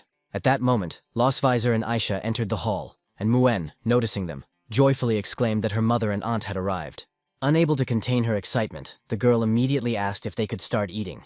Soon the whole family gathered at the table, and they began to eat breakfast in silence. During the meal, the spouses deliberately avoided meeting each other's eyes. Leon, meanwhile, was thinking about how awkward the situation had become, remembering how dangerously close he had come to kissing Lostweiser last night. One part of his conscience reproached him, accusing him of betraying his homeland, while the other persistently whispered that they were married. While this internal conflict was raging within him, Leon suddenly realized that the bread in front of him was rather tasteless. Hoping to improve the taste, he reached for a jar of peanut butter. But before he could take it, Lostweiser placed her hand on his, and for a moment they looked at each other in confusion. At this point, Isha explained that she had designed their waterbed herself with the goal of making the couple's hearts beat faster. She added that there were small buttons on the edges that released toy spiders intended to scare Lostweiser. Finally, she revealed that the mechanism remained inactive only if the couple hugged each other. Meanwhile, Leon had been polite enough to insist that Lostweiser take the pasta first, and although she was still nervous, she did. Soon after, her sister leaned over to them and asked why they both had such red faces. Lostweiser, embarrassed, said that the dining room was unbearably hot, and Leon, wanting to support her, confirmed this. Aisha then suggested that the couple return to their room and take a bath together, but they immediately rejected the idea. As for Sister Lostweiser, it seemed no matter how many times she teased them, the couple's reactions never ceased to be enjoyable. Wanting to change the subject, she turned to the couple and asked if it was true that they had recently encountered the Red Dragon clan. Lostweiser recounted how Noah bravely defended herself against the Duke's son, while Leon himself boasted that he had easily defeated the Duke. After hearing this story, the sister praised Noah, calling her truly wonderful. She then explained how the Duke had rushed towards their leader Constantine, and had caused quite a scandal because of it. Leon, recalling the dragon histories he had studied, remembered that Constantine had once become famous as a hero who had expanded the clan's holdings. However, Isha warned them that Constantine was seeking to expand his power, and could use this as a pretext to spark conflict. But Lostweiser firmly stated that something terrible would happen if he dared to attack her refuge just for the sake of the Duke. She will not hesitate to teach the Red Dragon clan a lesson they will not soon forget. Soon the family headed to the gates of the Red Dragon Castle to say goodbye to Aisha. Aisha asked them to return safe and sound, and Lostweiser promised that they would come again another time. Immediately after this, Aisha presented them with a parting gift. warning them that they should open it only upon arriving home. She then turned her attention to the twins, telling them to eat more meat so that they would become strong and be able to play again. Muin happily declared that she would eat even more from now on, while Noah simply nodded in her usual calm manner. Then finally Aisha turned to Leon, reminding him not to forget the promise he had made. The young man assured her that he would definitely keep it. Lossvisor, watching from the side, couldn't understand what they were talking about. The girls waved happily at their aunt as they took to the skies, and she wished them a safe journey. Back at the castle, Isha wandered around the hall, thinking about how charming and cute the little dragon girls were. She then wondered curiously when the couple might have their next child. Suddenly, when she opened the door, the toy spider descended from the ceiling again and stopped right on her shoulder. Taking it in her hands with a smile, Aisha thought that Leon was really protecting his wife. Somewhere far away, at that very moment, Leon suddenly sneezed, wondering if Aisha had discovered the little surprise he had left for her. He realized that Losswisor and her sister were completely different from the dragons he had known in the past. Instead of pride and dominance, they valued family above all else and showed rare sincerity in their love. It was very strange for him that Aisha trusted him so much. As they flew back, Lossvisor began to question him directly about what he had promised her sister. Leon, however, asked if she really wanted to know, and then teased his wife even more by refusing to tell. By nightfall, they finally returned to the castle. The twins were already fast asleep. As she left, Losswisor quietly closed the door behind her and found Leon waiting for her in the hallway. When she saw him, she hesitated for a moment, and then he asked her to personally play the video they had seen yesterday. Leon's revenge plan was to use his wife's dark past and attack her psychologically. He then began to imitate the very scene where young Losswisor sang about her love of swimming and blowing bubbles. The dragoness, humiliated beyond all measure, became furious. As it turned out, her sister showed little Muen several more such videos in the Red Dragon Castle. In the video, young Isha invited us into a room where a bright light was pouring through the doorway. It turned out to be the bathroom where Lossvisor was. Lossvisor sat in the bathtub and sang about how much she loved to wash herself, how she blew bubbles. Watching this scene, Leon could not help but mock his wife, sarcastically comparing her singing to that of a lark. Lossvisor, overcome with shame, screamed that she would destroy the recording, but Aisha declared that she would keep it as a family heirloom.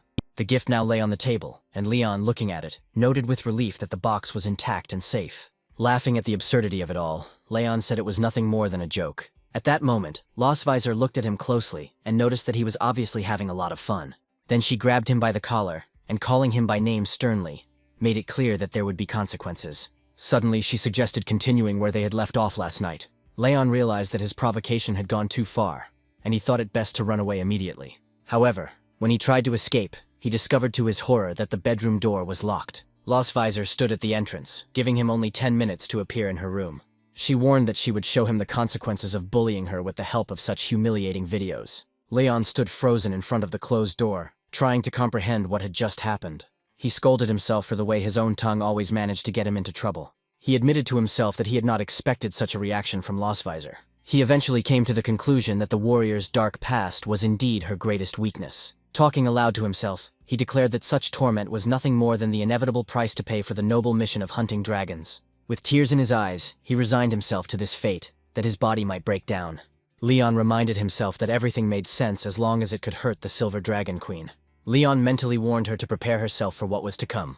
10 minutes later, when he finally entered the room, a scream came from inside. Stretched out on the bed, he begged Losswisor, exhausted, not to be too harsh with him. However, the woman with the whip in her hand took on a new role. She demanded that he call her his teacher. The amazed young man teased her, telling himself that she played the female dragon well. Then Losswisor shouted at him not to dare speak like that. And then she lashed him with her whip, causing him to cry out sharply. She warned him that he had said something wrong again, as if he still didn't understand the situation he was in. It was then that Leon realized that the whip itself was not truly painful, but it was a humiliating sensation. Gradually, he realized that her true goal was not to hurt him, but to confuse him with this role. Losswisor played the role of a strict teacher, while he was nothing more than a naughty student who made a mistake. To continue the scene, she asked him if he now understood his mistakes. Getting into character, Leon apologized to his teacher, promising that he would obey and not make such mistakes again. Losswisor then pressed her point further, demanding to know if he was ready to hand in his assignment. Confused, he asked what task she was talking about. She scolded him sharply, wondering how he could vow to study hard when he didn't even know his assignment. However, the dragoness noted that he was lucky to have such an understanding teacher. Finally, she said that he had to make her dragon mark glow. She warned that if they failed, the punishment would be much more severe. After some reflection, Leon admitted to himself that after so many nights spent together, he recognized every sensitive spot on her body. Soon his touches had the desired effect, and Lossweiser praised him, noting that he was indeed a quick learner. At one point, Leon asked if the lesson was over, and if he had enough work. But Lossweiser explained that it was a warm-up exercise. She sternly reminded him that he hadn't even turned in the real assignment yet. Astonished, Leon asked if this was really possible. Then he again felt himself defeated by the merciless claws of the dragoness. He wondered if this whole game had something to do with the dragon mark on his chest. Suddenly his throat went dry, his body ached, and Leon pulled Lossweiser tightly to him. When the job was done, Leon thought the lesson was finally over. During this time he was very exhausted and was glad that Lossweiser had finally calmed down. Having risen to his feet and tidied up his clothes, he asked if he could now leave, since he had already completed the task. But just as he was about to move away, Lossweiser grabbed him by the clothes and pulled him back. She explained that he had only completed one subject and that there were 6 more left. Leon froze in shock, and a moment later his cry of despair echoed throughout the area. The next morning, Lossweiser walked easily through the corridors, refreshed and radiant. At the same time, the young man hobbled next to her with trembling steps and dark circles under his eyes. Noah noticed that he looked like he hadn't slept at all, and Muen pointed out the deep shadows under his eyes with concern. Leon explained in a tired voice that he had been up late doing his homework. Moen asked if adults were also forced to do homework, and Lossweiser confirmed that adults had homework just like children. After this, the girls were silent for a while. Suddenly, Muen smiled broadly and announced that she had discovered the law of the universe. Whenever their mother was doing well, their father was weak, and whenever their father was strong, their mother was weak. Leon praised her insight, saying that she was smart enough to notice truths that most people don't even realize. He promised that he would be the first to stand up for her if anyone dared to say that she was only good at being nice. Noah listened to them with her arms crossed over her chest, and soon raised her eyes to the sky. She announced that the time had come when a large passenger dragon flew overhead. Then the girl said goodbye to her mother and younger sister. Lossweiser urged her to be careful, and Muen asked her sister to come back quickly so they could play again. Leon also said goodbye to his daughter, wishing her good studies and promising that they would see each other again next weekend. But the girl simply nodded in response, then announced that she was leaving. A moment later, her figure was enveloped in the light of teleportation. As the dragon soared upward, Muen and the dragon family waved goodbye to Noah. Leon then asked his youngest daughter what they should do now that her sister had gone to school. Muen reflected on how her father seemed tired while her mother looked deeply concerned about him. She then announced that since her sister was gone, she would take responsibility for making sure her father trained and became stronger. Pulling his hand, she invited him to run with her around the training field, and he agreed. Lossweiser watched this and thought it would be really interesting to see what happened next. When Leon started counting the number of approaches, Moen asked why he needed to do that. He explained the importance of warming up before physical activity, and the girl said she understood. Then, to their surprise, Lossweiser approached them and announced that she wanted to join them too. Seeing her mother, Muen clapped her hands in delight, happy that she would also be running with them. Lossweiser warned her daughter that she would not give in, to which the girl replied that she would not be lenient with her mother either. Leon then warned Lossweiser not to twist her ankle, as she spent most of her days sitting in an office. She, however, playfully teased him, recalling the last competition she won. Their squabble excited Muen, and she began to scream with joy, seeing her parents arguing again. But Leon quickly clamped his daughter's mouth shut and reminded her that children should not encourage fighting. However, Muen asked why her father couldn't fight her mother, and Leon was surprised when she learned to provoke. He then told his daughter that the only reason her mother won was because he didn't want to hurt his wife. However, Lossweiser called him stubborn and proposed a new challenge, a competition to see who could run the longest. Leon, full of determination, agreed to the test, not wanting to be left behind. Muen confidently declared that she would not lose either. At that moment, the maid stepped forward, raised her hand, and gave the signal to start the race. At that moment, all three rushed forward together. While running, Leon asked Lossweiser if her tail was getting in the way. She simply replied that, on the contrary, the tail actually helped her maintain balance, which was something he clearly lacked. Lossweiser further provoked Leon by demanding to see his own tail, but he retorted that he didn't need it to win. After 2 laps, Muen collapsed to the ground in exhaustion, admitting she could no longer continue. The maid rushed to her, comforting and praising her for the excellent performance she had given in any case. She then invited the child to stand next to her and cheer for the queen and king from the sidelines. Leon realized that he had no advantage. The silver dragons were naturally fast, and now he was facing one of their best fighters. Nevertheless, he gathered his courage, because there was no turning back. Since his honor as a dragon slayer was on the line, he firmly told himself that he could not lose to Lossweiser. Then he remembered one of the ancient codes of the fighters. They are born for battle and are doomed to rest only after death. 20 minutes later, Leon lay sprawled on the ground, his breathing ragged and his body shaking with exhaustion. Lossweiser approached him and asked if he was ready to admit defeat, but Leon firmly refused. Smiling, the dragoness asked if he still intended to continue running since he refused to give up. Leon, still out of breath, asked for 2 days of training, promising that after such preparation, he would surely defeat her. But the woman teased him, saying that even 2 years would not be enough for him. But he nevertheless insisted that he could achieve this. Then Lostweiser came closer and asked if he, now defeated, intended to finally show what he was truly capable of. However, Leon evaded the answer, saying that her vindictiveness would not lead her to anything good. But the dragoness said with a smile that she was a professional in this matter. Lostweiser then called Muen and announced that since her father had clearly weakened, they would now train together. The girl, hearing this, remarked that her father was indeed quite weak and that he needed to train more. Leon froze, speechless, hearing such a judgment from his own daughter. Lostweiser, holding the girl's hand, left, and Leon called after them, urging his daughter not to underestimate her father. Later, Muen leaned tenderly towards her father and asked him to open his mouth so she could feed him. He complied, accepting the food. But immediately after this, fatigue overcame him, and he collapsed on the table, and Lostweiser advised him not to strain his body in the future. Still sprawled on the table, Leon muttered that he had only lost because of the grueling task she had given him last night.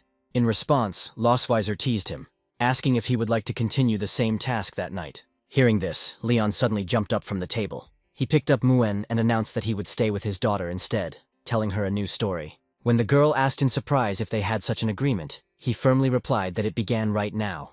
Lostweiser accepted this condition, but only after promising that they would not stay up late and would go to bed early. Hearing this, the little girl agreed with her mother. Then Lostweiser went out and walked alone down the long corridor. Suddenly she stopped and ordered the one hiding in the shadows to show himself. Shirley stepped forward and addressed her respectfully as Her Majesty. A spy has revealed that she has discovered the location of the secret residence where Tiger Lawrence once lived. However, the family had moved more than a year earlier and no longer lived in the Empire, all of their property having been donated with one exception. Shirley added that the only thing they didn't give away was the donkey. She explained that neighbors said the couple loved the animal very much and made sure to take it with them when they left. Lostweiser then ordered the spy to continue tracking Tiger's location. Shirley bowed and disappeared into the shadows again. Left alone, Lostweiser began to wonder why Leon's master had left the Empire. The next morning, Leon and Lostweiser's voices, surprised by the unexpected news, rang out in the castle when Noah told them about the family sports games. Her academy is actually organizing such an event next week. Lostweiser noted that in her own days at the academy, parents were never required to participate, but her daughter explained that this was a new initiative. Then Muen asked what place her mother had taken when she herself participated in the games. Lostweiser proudly announced that she took first place. Soon after, Muen turned to ask about their father. Leon said he performed so well that the academy suspected him of cheating, and therefore refused to publish his results. Upon hearing this, the girl immediately asked if this meant that her father was really a fraud. But Leon denied this, and explained that although the academy had secretly awarded him the medal, he had melted it down to make a bracelet for his grandmother. Leon replied that he preferred not to have fame that he could not openly display. Finally, Lostweiser asked if he really intended to participate in the upcoming sports festival. Noah explained that the event was meant to be fun rather than competitive, and that it would not affect grades. However, with determination in her eyes, the girl said that she really wanted to take first place. It was then that Leon realized that his daughter had truly inherited his competitive spirit and obsession with being the best. At that moment, he exchanged a knowing glance with Lostweiser. Without hesitation, the parents announced that they would join the event with her. Inspired by the idea, Moen expressed her desire to participate as well, but Noah said that only 3 participants were allowed. To encourage Muen, her father gently told the little girl that her support would be absolutely essential for their victory. Hearing this, the girl immediately beamed, agreeing and promising that she would cheer with all her might. Leon encouraged his daughters by saying that if the whole family worked together, they would definitely win. Determined to prepare, Leon soon began early and intense training. During the training, Leon's gaze fell on Lostweiser for a moment. He reflected on how the woman looked like a model. No matter what she chose to wear, it seemed to suit her perfectly. Soon after, Lostweiser suggested taking advantage of the quiet morning for a warm-up jog, since the children were still asleep. Lostweiser explained that the competition would include running, high jump, and long jump, all of which she had previously competed in. Leon noted that it wasn't much different from their competitions, but she warned him not to underestimate the dragon competitions. But Leon countered that dragon slayers weren't nearly as easy to defeat as she might have thought. Then Lostweiser remembered that just a few days ago he had collapsed after running just a few laps. This memory clearly angered Leon, and he loudly protested, declaring that it was her fault for keeping him awake all night. Amused by his indignation, Lostweiser paused and asked if he wanted a little extra motivation. She suggested that if they managed to take first place, he would get a whole week off. Leon, suddenly becoming agitated, asked if she was serious. When Lostvisor confirmed her words, his determination immediately redoubled. Boldly declaring that the tournament would belong to their family, he rushed forward with a triumphant cry. Observing him, Lostvisor found that her motivational methods were quite effective. At the end of the warm-up, she approached him and asked if his muscles and joints had woken up. Then Leon, filled with strength, jumped up and declared that his body felt as if it had been struck by the power of a dragon. Then Lostvisor picked up the jump rope and noted that since the event was family-oriented, the competition would likely be a little different. For this reason, they need to train their team coordination rather than focusing solely on individual strength. Leon stepped back and asked what the rope was for, hinting that she might be planning to tie him up again. Then Lostvisor asked him if he had never heard of running on 3 legs. Embarrassed, Leon admitted that he had once seen a similar competition at the Dragon Slayer Academy. Lostvisor announced that their basic coordination test was about to begin, and Leon, though reluctant, eventually agreed. The moment their legs were tied together, Leon realized how uncomfortably close they were now standing. To ease the awkwardness, he insisted that they begin training immediately. He insisted that she start moving, wondering why she remained motionless. Lostvisor replied that he hadn't even said where they were supposed to go, and Leon pointed to the field because if they fell, it wouldn't hurt as much there. They stumbled awkwardly as they took their first steps, Lostvisor screaming at him to stop pushing her, and Leon saying that she was the one pushing him. Leon then warned her not to disturb his rhythm, but Lostvisor sarcastically thanked him for such a delightful joke. Leon then decided to count down to coordinate their steps. However, just as he finished his countdown, Lostvisor suddenly charged forward at full speed. She dragged a completely unprepared Leon along with her while he screamed in terror. Later, while he was trying to untie the rope, he asked the woman if she even understood the meaning of cooperation, but Lostvisor only made fun of him for not being able to keep up with her. To solve the problem, Leon suggested a simple counting system for each leg, and she agreed. He suddenly touched her side lightly, startling her, but quickly explained that it would help them stay in sync. An excited Lostvisor allowed him to do so, but asked him to start quickly. This time, thanks to the new method, their synchronization gradually improved as they moved in rhythm with his counting. Time flew by, and finally the long-awaited day of the Academy's first family sports competition arrived. Standing at the podium, Deputy Director Wilson announced the opening of the historic event. From the stands came the cheerful voice of little Muen, shouting out sincere words of support to her father, mother, and sister. Shortly after, commentator Pineapple introduced herself to the crowd and explained that she would be reporting on the entire competition. She announced that the first round would be a relay race, in which each family would send 3 participants. The distance will be 3,000 meters in total, and the family that completes the distance in the shortest time will be in contention for victory. One of the organizers then asked the families to take their numbers and head to the appropriate starting points. Having received their numbers, Noah quickly decided that her mother would conduct the first stage, and she would take part in the second. Then, a little embarrassed, she suggested that Dad be the third. Leon responded to his daughter with a wide smile, agreeing and happy that Noah called him Dad. Then Lostvisor said the race was about to begin and urged them to get ready. She then assured her daughter that she should not be nervous, promising that she would be the first to pass the baton to her. Meanwhile, Leon and Noah stood at their assigned positions, eagerly awaiting their turn to run. Finally, Leon reminded his daughter that he would be waiting for her at the third stage and urged her to take care of herself. He then asked if she would cheer for him during the race. Noah was clearly embarrassed, but still promised to encourage her dad. Then they sealed their mutual trust with a firm fist bump. Shortly after, the announcer's voice rang out across the field, announcing that the relay was about to begin. From the stands, Moen waved her pom-poms energetically, cheering her mother on with all her might. As the starting signal sounded, Lostvisor surged forward with a baton in her hand. Pineapple commented that runner number 7, a representative of the Silver Dragon clan, had pulled ahead, leaving her competitors behind. She then pointed out that runner number 10, Misty of the Electric Dragon clan, was quickly closing the gap. Standing next to Leon, one of the fathers proudly noted that it wasn't only the Silver Dragons that were fast. This made Leon think about the Electric Dragon clan, who were renowned masters of evasion and feints in battle. Pineapple then approached President Duncan to get his opinion on who could win the relay. He calmly replied that nothing could be considered decided until the very end. Nearby, Misty's husband was bragging to Leon that his wife was so far ahead that the outcome was already obvious. With a confident smile, he admitted that there was no denying her impressive performance. However, Leon only grinned, and then the man felt that something was wrong. Leon confidently stated that his wife Lostvisor was even cooler. Suddenly, Lostvisor sped up even more, her pace quickening sharply. Misty looked at this with disbelief, wondering where such explosive power came from. Meanwhile, Lostvisor herself reflected on the wind resistance she had encountered while holding the lead for so long. Her rival soon realized that she could no longer keep up with Lostvisor. The commentator noted that the 7th used her opponent's body to reduce drag and gain speed on the finish line. Pineapple then confirmed that Lostvisor was the first to pass the baton. A moment later, The runner in number 10 also finished the race, and the commentator wondered whether the new rival would be able to catch young Noah. As Losweiser watched her daughter run away, a flash of worry ran through her body. Then Leon gave an encouraging thumbs up. In response, the woman clenched her fist, completely trusting the next stage to her child. Meanwhile, Pineapple reported that the second stage participants have already started. She noticed that Noah and another runner, Dean, were now leading the race. As he ran past her, Dean mockingly called Noah shorty. Noah, however, was sure that she couldn't let him get too far ahead of himself. From the stands came the loud voice of Muen, who had been cheering for her sister the whole time. The commentator speculated whether Dean's lead could prove decisive, but Duncan reiterated that it was not decided until the last moment. A moment later, Pineapple informed spectators that both runners had entered the final turn and were now heading toward the finish line. The excitement increased as the two dragons ran side by side, not giving an inch. Everyone was wondering which of them would be the first to pass the baton to the third and final runner. Finally, Dean passed the baton with a small lead, and Noah completed her exchange as well. Then Noah turned to her mother and apologized for missing the advantage she had earned. But Losweiser quickly reassured her, telling her daughter she had done brilliantly and reminding her that her opponent had the advantage. She then suggested that they go to the finish line together to cheer for Leon.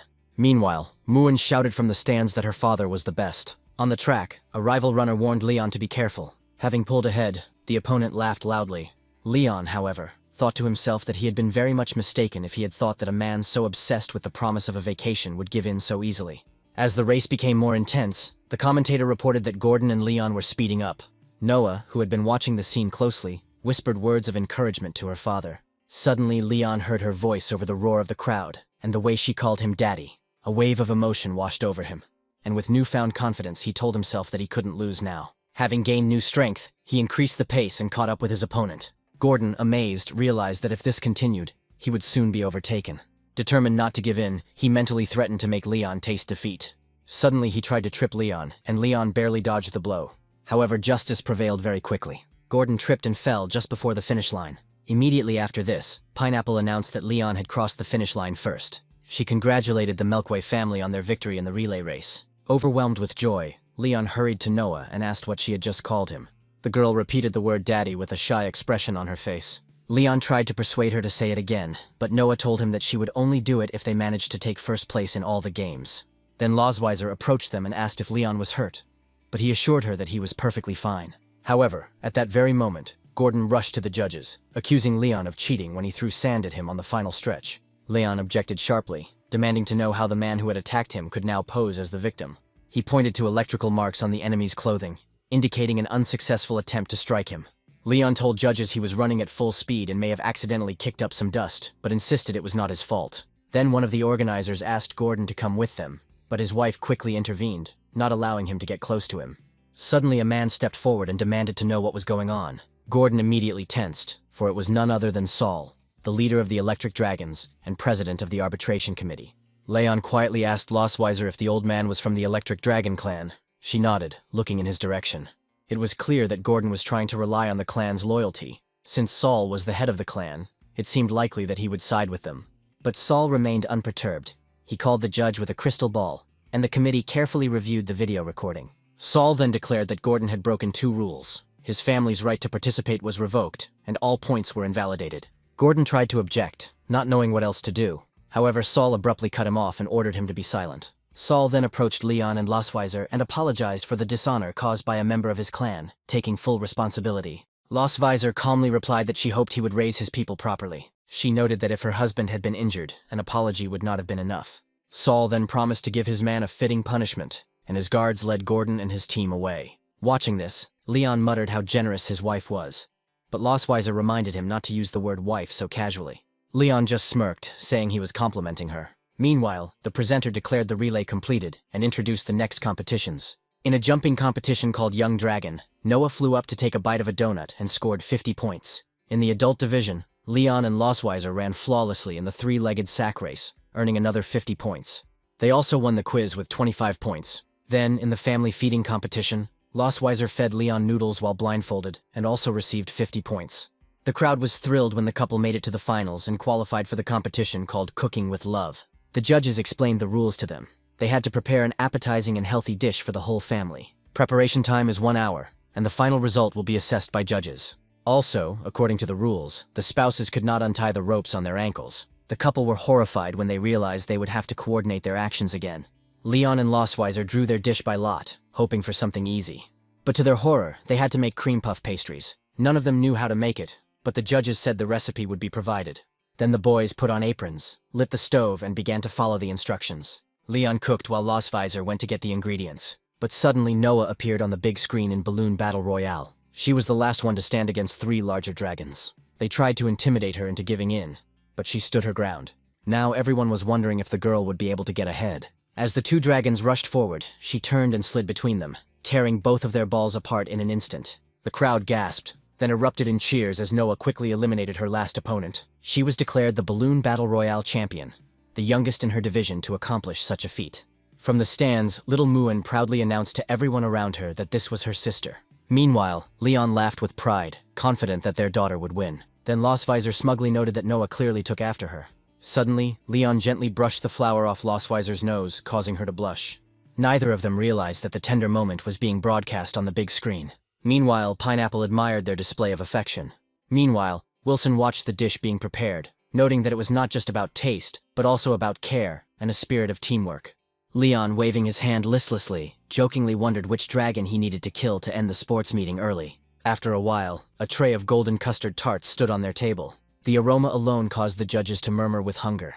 Assistant Director Wilson noted that the dough was perfectly crisp and the filling smooth and balanced. He remarked that the couple must have made this pastry at home often.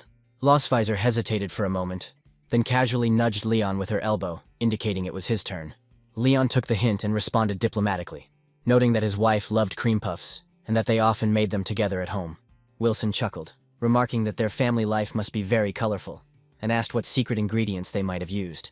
Leon and Lostweiser immediately grabbed each other's hands, turned to the judges, and simultaneously revealed that the secret ingredient was love. After a brief discussion among the judges, the scoreboards were released, and all 3 judges gave them top marks. Leon grinned widely, triumphant, knowing they had won first place. He was especially pleased with the fact that he was about to get a long-awaited vacation from Lostweiser. In the end, the Alex family from the Dragonclaw clan came in 3rd place, receiving a voucher for Teshwa noodles. 2nd place went to the Ross family of the Winddragon clan, who received a B-class magic tome. Finally, the champions were named. Leon, Lostweiser, and Noah stood on the highest podium. Pineapple declared the Melkwai clan the winners, and they received a luxurious 7-day hot springs trip as a prize. Leon stared at the certificate incredulously. It matched the long-promised vacation exactly. Lostweiser squatted down next to Noah, looking over the certificate, and asked her daughter if she wanted to go on vacation. Behind them, Leon sank to his knees, his chance for a proper vacation gone. After the ceremony, the family returned to the Silver Dragon Castle and gathered around the table, raising glasses in celebration. Leon and Lostweiser drank wine, and the girls enjoyed fizzy juice. Noah was a little embarrassed, but thanked her family for helping her win. Lostweiser smiled warmly, saying they simply did what parents were supposed to do, but the real effort came from the kids. Lostweiser also noticed Leon's uneasiness and glanced at him quickly, wondering why he seemed so discouraged. Before she could think about it, Noah stood up and asked everyone to close their eyes. When everyone closed their eyes, Noah was the first to hug Muan, who giggled, clinging to her sister.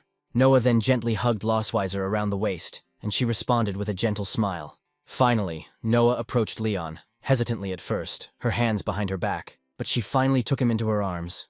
Leon flinched slightly, surprised by the unexpected gesture, but quickly softened. He placed his hand on her head, realizing the depth of her affection. Then Noah tugged at his sleeve, stood on her tiptoes, and kissed him lightly on the cheek. But before he could react, Noah turned away. Then she announced that they could open their eyes. Leon touched his cheek, realizing that his daughter had indeed just kissed him. What really touched him was that Noah slowly began to show love for him as a father. Then Muan asked why Noah's face was so red, but she waved her hand and suggested they continue eating. The next day, the family arrived in Sky City, where the sun was shining brightly, filling the streets with a warm light. Leon exhaled and traced a single word with his finger on the foggy surface of the store window. Vacation. Laying his head on the table, he sighed, looking into the distance, mourning the loss of a real vacation. Leon, slouched in his seat, muttered something under his breath, wishing his wasted vacation had lasted at least 7 days. All his dreams were shattered, and he couldn't hold back his tears. A few moments later, Lostweiser emerged from the fitting room in a new swimsuit and asked his opinion. Leon only nodded briefly.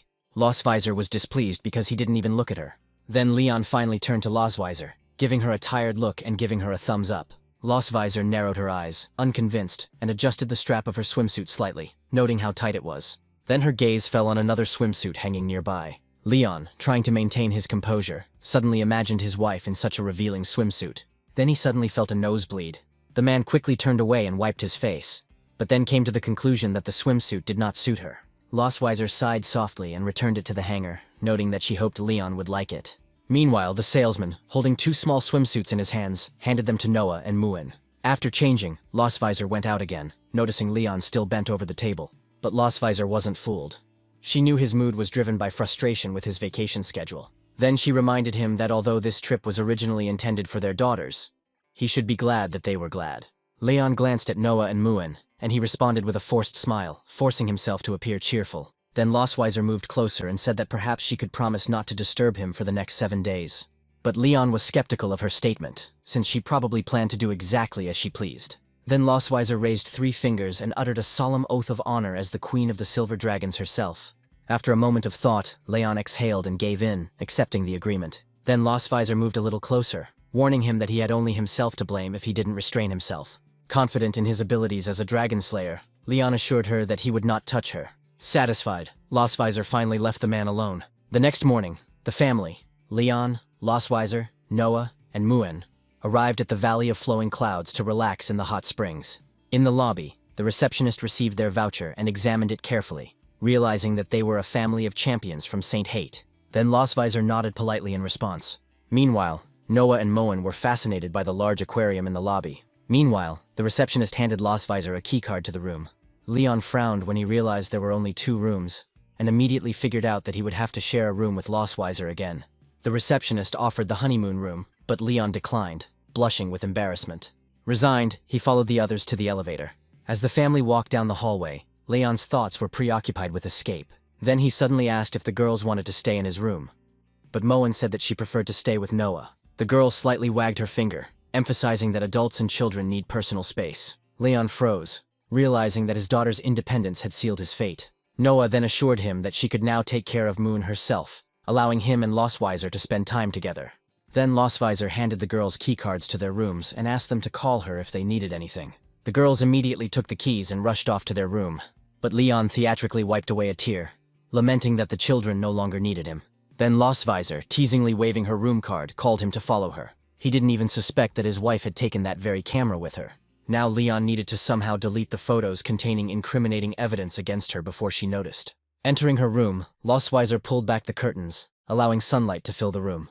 Leon agreed that the setting was indeed wonderful, but he still asked if she had been there before. But Lostweiser explained that this was indeed her first visit, as she had been busy with clan affairs for many years. And now she wants to make the trip unforgettable. So she took a camera with her to take special, memorable photos of the family. The mention of the camera immediately sent Leon into a panic. Rushing to open the suitcase, he discovered inside a black camera, exactly the same as the one he had used before. Memories of the past flashed before him as he secretly took a photo of Lostweiser in a bunny costume. Lostweiser, noticing his unusual behavior, asked why he was handling the camera as if it were a baby. Then Leon forced a forced smile and haltingly explained that he took photographs professionally, hoping to deflect suspicion. Surprisingly, Lostweiser believed him and allowed him to take photos of the outdoor barbecue and fireworks with. They soon entered a lush garden, Noah and Muin walking impatiently ahead. Leon raised his camera, ready to capture their adventure. Soon the family wandered into the forest where fawns were grazing. Muin rushed to tenderly hug one of them, and Noah offered a carrot to another. Lostweiser followed her, her hand gently stroking the deer's head, her daughters watching her, noting their mother's beauty. After the forest, they arrived at the amusement park, where the children's attention was drawn to the rows of slot machines. Lostweiser carefully inserted the coin and concentrated, intending to catch the toy. Leon, watching his wife, quietly raised the camera and silently noted how sincere her face looked at that moment. She turned to Leon, who quickly took a photo, capturing her radiant smile. Lostweiser noted to herself that his photographic abilities were much better than she expected. Leon soon went to get drinks, but the crowd pushed him into a long line, and while he was waiting, Lostweiser suddenly appeared next to him. She held in her hands a small teddy bear that she had just won from a slot machine. She reminded Leon that he had given her a similar gift during their last visit to Sky City, so this toy would be his. Leon couldn't help but chuckle as he joked that he had a little teddy bear while hers was the king of the bears. Lostweiser's expression darkened immediately at this remark. She clenched her fist, clearly upset that her gift had been laughed at. Meanwhile, Muin noted how slow her parents were, wondering when she would finally get her pineapple ice cream. Then Noah quietly said that sometimes she envied Muin, Muen, surprised, asked why she was jealous. Noah thought about how Muen could talk to their parents freely, while now she felt constrained. Then Muen said that if her little sister tried, she would succeed too. Noah explained that as she got older, her perspective changed, and she could no longer just say whatever she wanted. However, Noah wasn't always so precocious. As Muen's twin, she was only 20 minutes older. They grew up under their mother's care, sharing warmth and learning about the world step by step. In their eyes, their mother always seemed powerful, a figure worthy of admiration. That changed the day Noah saw her mother's vulnerability. She saw Lostweiser sitting at Leon's bedside, overcome with sadness. For the first time, Noah realized that even such a strong and beautiful person could have a fragile side. From that day on, a desire to protect her family blossomed within her, and she began to strive to act like an adult. Noah pushed herself to learn and become stronger, all to help ease the burden that lay on her mother's shoulders. Determined, she continued to strive for perfection, vowing that her mother would never be sad again. Muen admitted that she couldn't fully comprehend it, but she admitted that she envied her sister because she understood many complex things. Noah blinked, caught off guard. She didn't understand how her sister could be jealous of her. Moan then explained that Noah was smart, capable, attentive like an adult, and had won countless awards. The girl admitted that she wants to be like Noah someday. However, the girl replied that Muen did not yet know what the future might hold for her. Then Moen, overcome with curiosity, asked what Noah would like to become. By watching her parents, Noah realized what she needed to do. She wanted to become the person they expected her to be. Then Leon knelt down and handed the drinks to his daughters. When evening came, as planned, fireworks began to be launched at the resort. Noah and Moen leaned against the railing, captivated by the spectacle. Leon and Lostweiser were sitting on a bench nearby, their mother watching her daughters with a satisfied smile. Leon was also happy, feeling that as a father he wanted to capture every precious moment. Reaching for the camera, he realized that it was already in Lostweiser's hands, who continued to look through the photographs. Leon tensed up, remembering how he had gone to the photo studio earlier under the pretext of going to the toilet. But unfortunately, there was no photo development service there. Suddenly, Lostweiser stopped at her photo with the herd of deer, wondering when it had been taken. Leon's heart began to beat faster, and thinking quickly, he patted his pockets and found the 2 milk candies he had brought earlier in the day. Taking advantage of the opportunity, he offered one to his wife, hoping to distract her. However, Lostweiser did not respond, so the man decided to feed her. The woman instinctively opened her mouth to accept the treat, still focused on the screen. However, she suddenly froze when she realized how close Leon had leaned in. Both spouses quickly pulled away from each other, blushing with embarrassment. While looking through the photographs, Lostweiser noticed that, other than photographs of herself and their daughters, Leon had not taken a single photograph of himself. Thinking about this, she picked up the camera and suggested that they take a photo together. Lostweiser explained that she simply wanted to leave the girls with a memory and did not want to be misunderstood. She then adjusted the camera, noticing that Leon was not in the center of the frame, and gently nudged him closer. They then both smiled at the camera as the shutter clicked. Later, after enjoying the fireworks, Lostweiser bought some sparklers near the observation deck and started playing with Noah. Meanwhile, Leon and Muen were sitting on a stone bench, the girl sleeping peacefully in Leon's arms. The man wondered why she wasn't playing with her mother and sister, but the girl said she was very tired and wanted to rest. She wanted her mother and sister to fully enjoy the moment, realizing how rare such opportunities are. Watching Muen, Leon gently stroked her head, thinking about how much she had grown. Although Muen insisted she hadn't grown up, she just wanted her family to be happy. These words touched Leon. He understood that each of his daughters expressed concern in her own way. Then he reached out to carefully lift Muen, intending to carry her to the others. But all he heard in response was a soft snore, and Leon was amazed at how quickly she fell asleep, realizing how exhausted she was. By the time Lostweiser and Noah finished watching the fireworks, they noticed Muen sleeping peacefully in Leon's arms. Leon nodded and, carefully wrapping her in his coat, carried her back to the hotel. Noah followed her father silently, glancing at her sister from time to time, and this did not escape Lostweiser's notice. Then the woman offered to carry her too, and although Noah was shy at first, she decided not to hide her desire and agreed. This is how the first day of their trip to the hot springs ended in such a cheerful way. After seeing the children into their room, Leon immediately collapsed onto the bed, feeling a huge relief at the sight of the soft mattress. Lostweiser asked if he would sleep with her, and upon hearing this, Leon quickly raised his head, irritation flashing across his face. He hurried to the hot spring, pretending to want to soak in the water first. As he sank into the water, the day's fatigue melted away, and he enjoyed the tranquility of the moment. A fleeting thought reminded him that he still needed to figure out how to avoid sharing a bed with Lostweiser. Suddenly the back door opened and Lostweiser walked in. Leon froze, surprised that she hadn't gone to rest. The woman then explained that the fireworks finale was about to begin, and that she intended to go down to take a souvenir photo. At the mention of the camera, Leon tensed and looked around nervously, hoping she wouldn't notice. Unfortunately, Lostweiser's keen eyes immediately noticed this, and she reached for her camera. Leon's heart began to beat wildly. He realized that if she saw its contents, all its secrets could be revealed. Thinking quickly, he suggested that they enjoy the hot spring together, just as fireworks lit up the sky. Lostweiser, taken aback by his sudden proposal, looked at him curiously. Leon, slightly embarrassed, insisted that they rarely found themselves in such a place, and he wanted to make the most of this moment. Lostweiser hinted with a playful grin that she had come prepared in a particularly charming swimsuit, which made Leon tense up. However, he didn't show it because he was a legendary dragon slayer. After this, Lostweiser entered the house and began to change her clothes. Leon returned to the hot spring, although he could not shake off the oppressive feeling of foreboding. He reminded himself that he needed to hide the photos at any cost. Full of determination, he silently recited the 3 honors and 3 shames of a dragon slayer, preparing himself for the upcoming meeting. Soon the sound of the back door opening alerted him to Lostweiser's arrival. She was wearing a purple swimsuit trimmed with white lace. Unable to contain himself, Leon burst out laughing. It turned out the swimsuit was much less attractive than he had imagined. Lostweiser frowned slightly. She didn't expect the swimsuit her sister had prepared for her to look so ordinary. Leon, trying to suppress her laughter, noted that her sister had an unusual sense of style. Once the woman had settled in comfortably, Leon moved away a little distance, and they both remained silent, calmly basking in the warm water. Leon glanced sideways at Lostweiser and felt relieved that the swimsuit was much more conservative than he had imagined. And Lostweiser, noticing his detachment, realized that he was afraid of the possible effect of her dragon mark. Leon, however, said that he had nothing to fear. However, before he could fully resist her, he noticed something unusual. The swimsuit began to change. The purple fabric slowly dissolved in the water, turning into a revealing black bikini.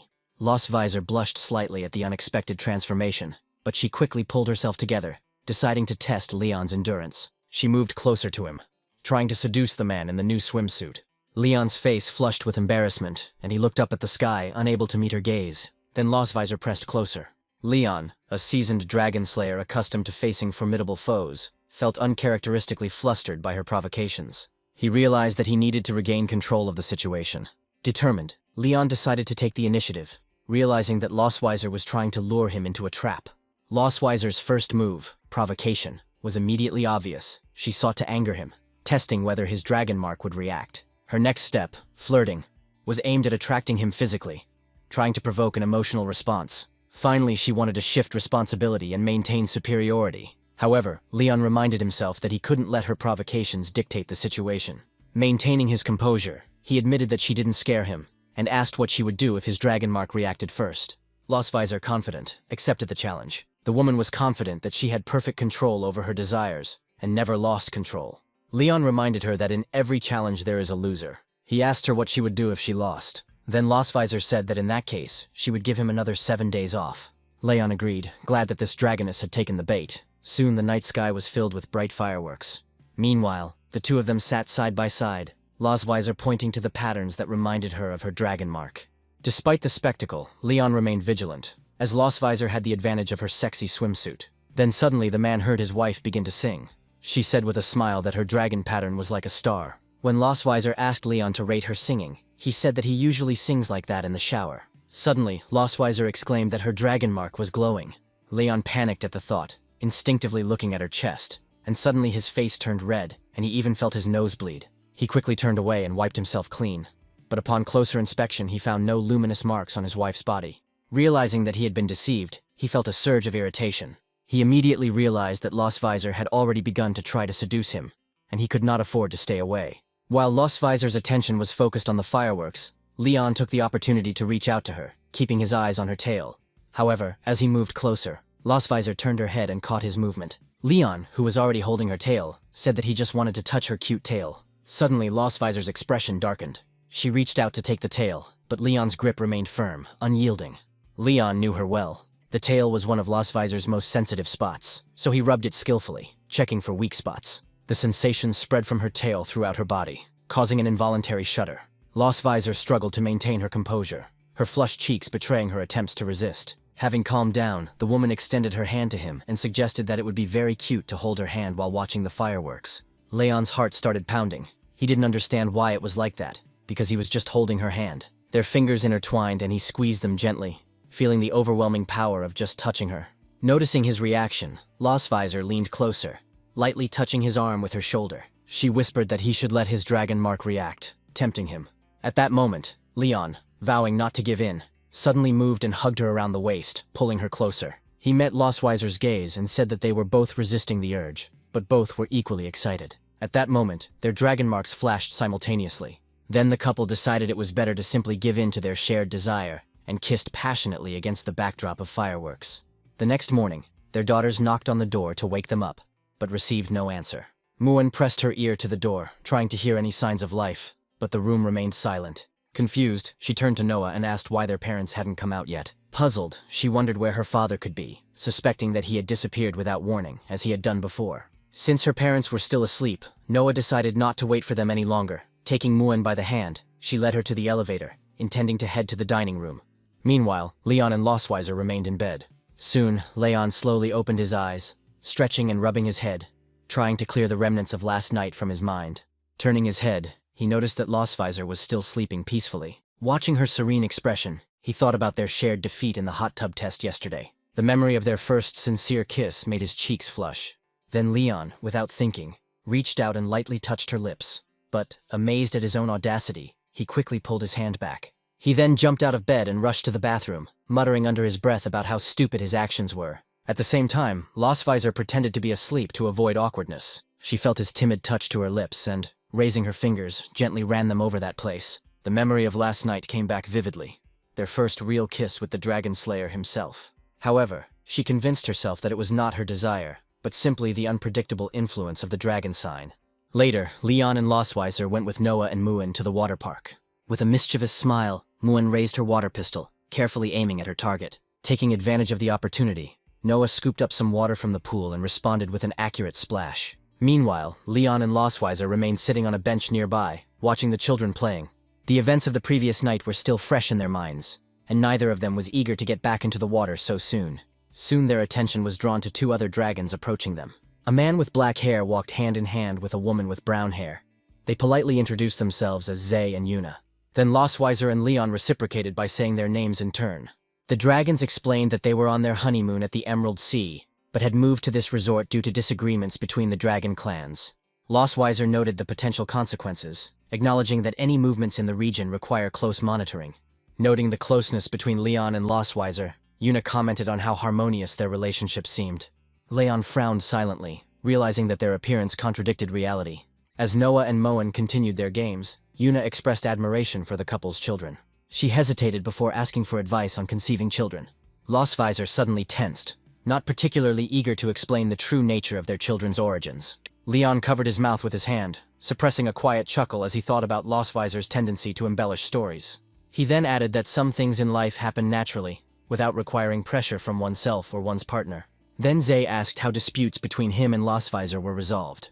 Leon smirked, leaning slightly towards Lostvisor, noting that she could appear aloof, tall, and fierce. However, there was a playful, spoiled side to her that he knew well. Then Lostvisor quietly moved closer to her husband, pinching him lightly on the waist. Meanwhile, Zay listened to their advice. Suddenly Leona became serious and said that even the strongest women have soft sides. However, a true partner must protect them. In his opinion, this is what made a man responsible and good. A week later, the family returned to the castle, and their life returned to normal. Shirley soon returned from her mission, telling the queen that she had found both the man named Tiger and his wife, hidden in a well-protected place.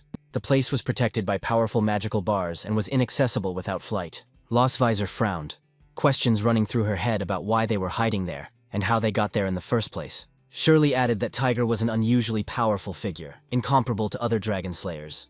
Lostvisor realized that if even Shirley was afraid of him, it indicated the incredible magnitude of Tiger's strength. It became clear to her that Leon's master was not an ordinary person. Shirley further explained that Tiger discovered her during her mission, but spared her after realizing her loyalty to the Silver Dragon clan. He also conveyed a message to Lostvisor, demanding her personal presence. Lostvisor was taken aback, but delighted by his audacity. She was determined to meet him. After several hours of flying, Shirley pointed to a waterfall, indicating the place where Tiger was hiding. However, Shirley said the queen was asked to come alone. Finally, Lostvisor warned that if she did not return, Shirley must develop the necessary plan of action, creating a magical shield to protect herself from the splashing waters of the waterfall. Lostvisor stepped over the falling water and entered a huge cave. Inside, Tiger sat quietly at a stone table, brewing tea. Noticing Visor, he gestured to the empty seat opposite him. She thought that although she had faced countless dragon slayers, Tiger's aura seemed even more formidable. Then the tiger poured tea and moved the cup towards her, saying that he had been waiting for this meeting for 2 years. He then asked how Leon was feeling, and Visor confirmed that he was alive. She recounted Leon's capture and his relentless attempts to escape, but noted that despite the endless torture, he did not give in. Tiger remained calm, acknowledging Leon's stubbornness, and he also knew that Shirley was sent on behalf of Visor, meaning Leon was useful to them. Visor coldly replied that Leon had already paid his price. Then Tiger, placing his cup on the table, declared that Leon should not return to the Empire for another year. Visor was puzzled by his refusal to demand Leon's immediate rescue. Tiger then went on to tell the story of the events of 2 years ago, when the Dragon Slayer army was defeated at the Silver Dragon Castle. Citizens demanded that someone take responsibility for the disaster, and the Empire, looking for a scapegoat, placed the blame on Leon. Leon, the famous Dragon Slayer hero, disappeared after the war, making him the perfect figure for suspicion. Therefore, if Tiger brings Leon back now, the people, the army, and even the Emperor will view him with suspicion, and perhaps even kill him. Visor sighed quietly, admitting that she understood, but she set a condition. She demanded access to all of Leon's personal information, especially the dark pages of his childhood. The tiger, surprised by the unusual request, raised an eyebrow but did not refuse. A moment later, he disappeared into the cave and returned with several boxes. From one of the boxes, he took out a wooden case and presented it to Visor. He explained that it contained all the love letters Leon received from the time he entered until he graduated. Visor, holding his letters in her hands, even allowed herself a mischievous smile, intrigued by the revelations about Leon's past. The tiger, however, did not understand why the Dragon Queen was so interested in her captives. Among the letters, she found a small portrait in a gold frame of a blonde girl in purple, drawn by Leon as a child. Tiger explained that it was Leon's imaginary ideal partner, drawn when he was only 6 years old. Tiger, however, froze when he realized the similarity between the drawing and Visor. He was sure that Leon would never have dared to create such an image, dreaming of getting engaged to the Queen of the Silver Dragons. Then Visor asked impatiently if there were any more revealing secrets, but Tiger said that he could no longer betray his student. However, then, abruptly getting up, he apologized and went after Leon's first love, the so-called White Moon. Visor, beginning to get nervous, realized she hadn't expected this turn of events, but it turned out that Leon's first love was actually an unusual donkey. Visor could hardly contain her surprise when she discovered that Leon's first love was an animal, not a human. Tiger chuckled softly at her reaction, and told her how Leon had spent his childhood taming various creatures, but had had a particularly hard time with this donkey. The stubborn animal often ran away from him. One day, the donkey even kicked Leon, leaving a barely noticeable scar on the boy's nose. After that, Visor's tension eased a little. Although she couldn't fully explain why she felt relieved over something as trivial as a donkey, she studied the animal closely, frowning at the expression on its face, which was clearly displeased. As soon as she was about to leave, she placed the photograph on the stone table. Before leaving, she remembered an additional request. She needed an item, proof that Tiger was still alive. Then Tiger took a letter from under his clothes and handed it to her, saying that Leon would understand it. Standing at the edge of the waterfall, Visor acknowledged that this might be their first and last meeting. For Leon, however, her intentions extended far beyond 1 year. The tiger remained at the entrance to the cave, watching her leave. Her words stuck in his head, making him admire her determination. Before he could continue, a gust of wind knocked the photograph off the stone table and it fell at his feet. Suddenly, a figure appeared from the shadows behind him, leaning against the cave wall. It was Charlotte Poseidon, Tiger's wife, looking at Tiger with calm concern, asking about Leon's well-being. Then Tiger reassured her with a smile and handed her the photo, showing with his facial expression that Leon was safe. Charlotte looked down, studying the photograph carefully, noting how well Leon was feeling. Noticing Tiger moving towards the cave wall, she realized he was about to make a decision. He walked up to the stone wall and picked up the sword lying there. The man intending to erase Leon's label of traitor and restore his name. He decided that this gesture would serve as a gift to his granddaughters. 2 days later, Visor returned safely to the castle. It was time for dinner, and Leon noted that his wife looked very strange. Her disappearance for 2 days without a word alarmed him. Leon even asked Anna where she was, but she explained that the queen was away on business. Visor's first order of business upon his return was to prepare dinner, and this behavior struck him as unusual. Soon Visor came out of the kitchen with 2 covered plates. With a mysterious smile, she placed them in front of Leon and Muen. Moen had her favorite steak on her plate, and her eyes lit up at the sight. Leon's plate, on the other hand, was filled with a mountain of carrots, which left the man disappointed. Visor, without the slightest embarrassment, explained that it was a vegetable salad, but then she made the correction that the salad also had carrots. But for Leon, this didn't change the essence. Then Muan asked her dad if he didn't like carrots, and Lostweiser teased him, reminding him of the value of healthy eating. Then Leon decided to eat all those carrots to spite her, although in his heart he cursed his wife for doing this on purpose, having obviously learned about his weakness. After dinner, Lostweiser announced that she would be sleeping in Leon's room that night. Hearing this, Leon choked on his carrot and his heart began to beat wildly. Later, Lostweiser took a bath and changed into a silky black nightgown. Meanwhile, Leon lay on the bed with a book in his hand, pretending to be calm. Then Lostweiser asked if he was waiting for her, but the man answered no. Then she sat down next to him on the bed. She patted the spot next to her, inviting him to come closer, and Leon could not resist the invitation.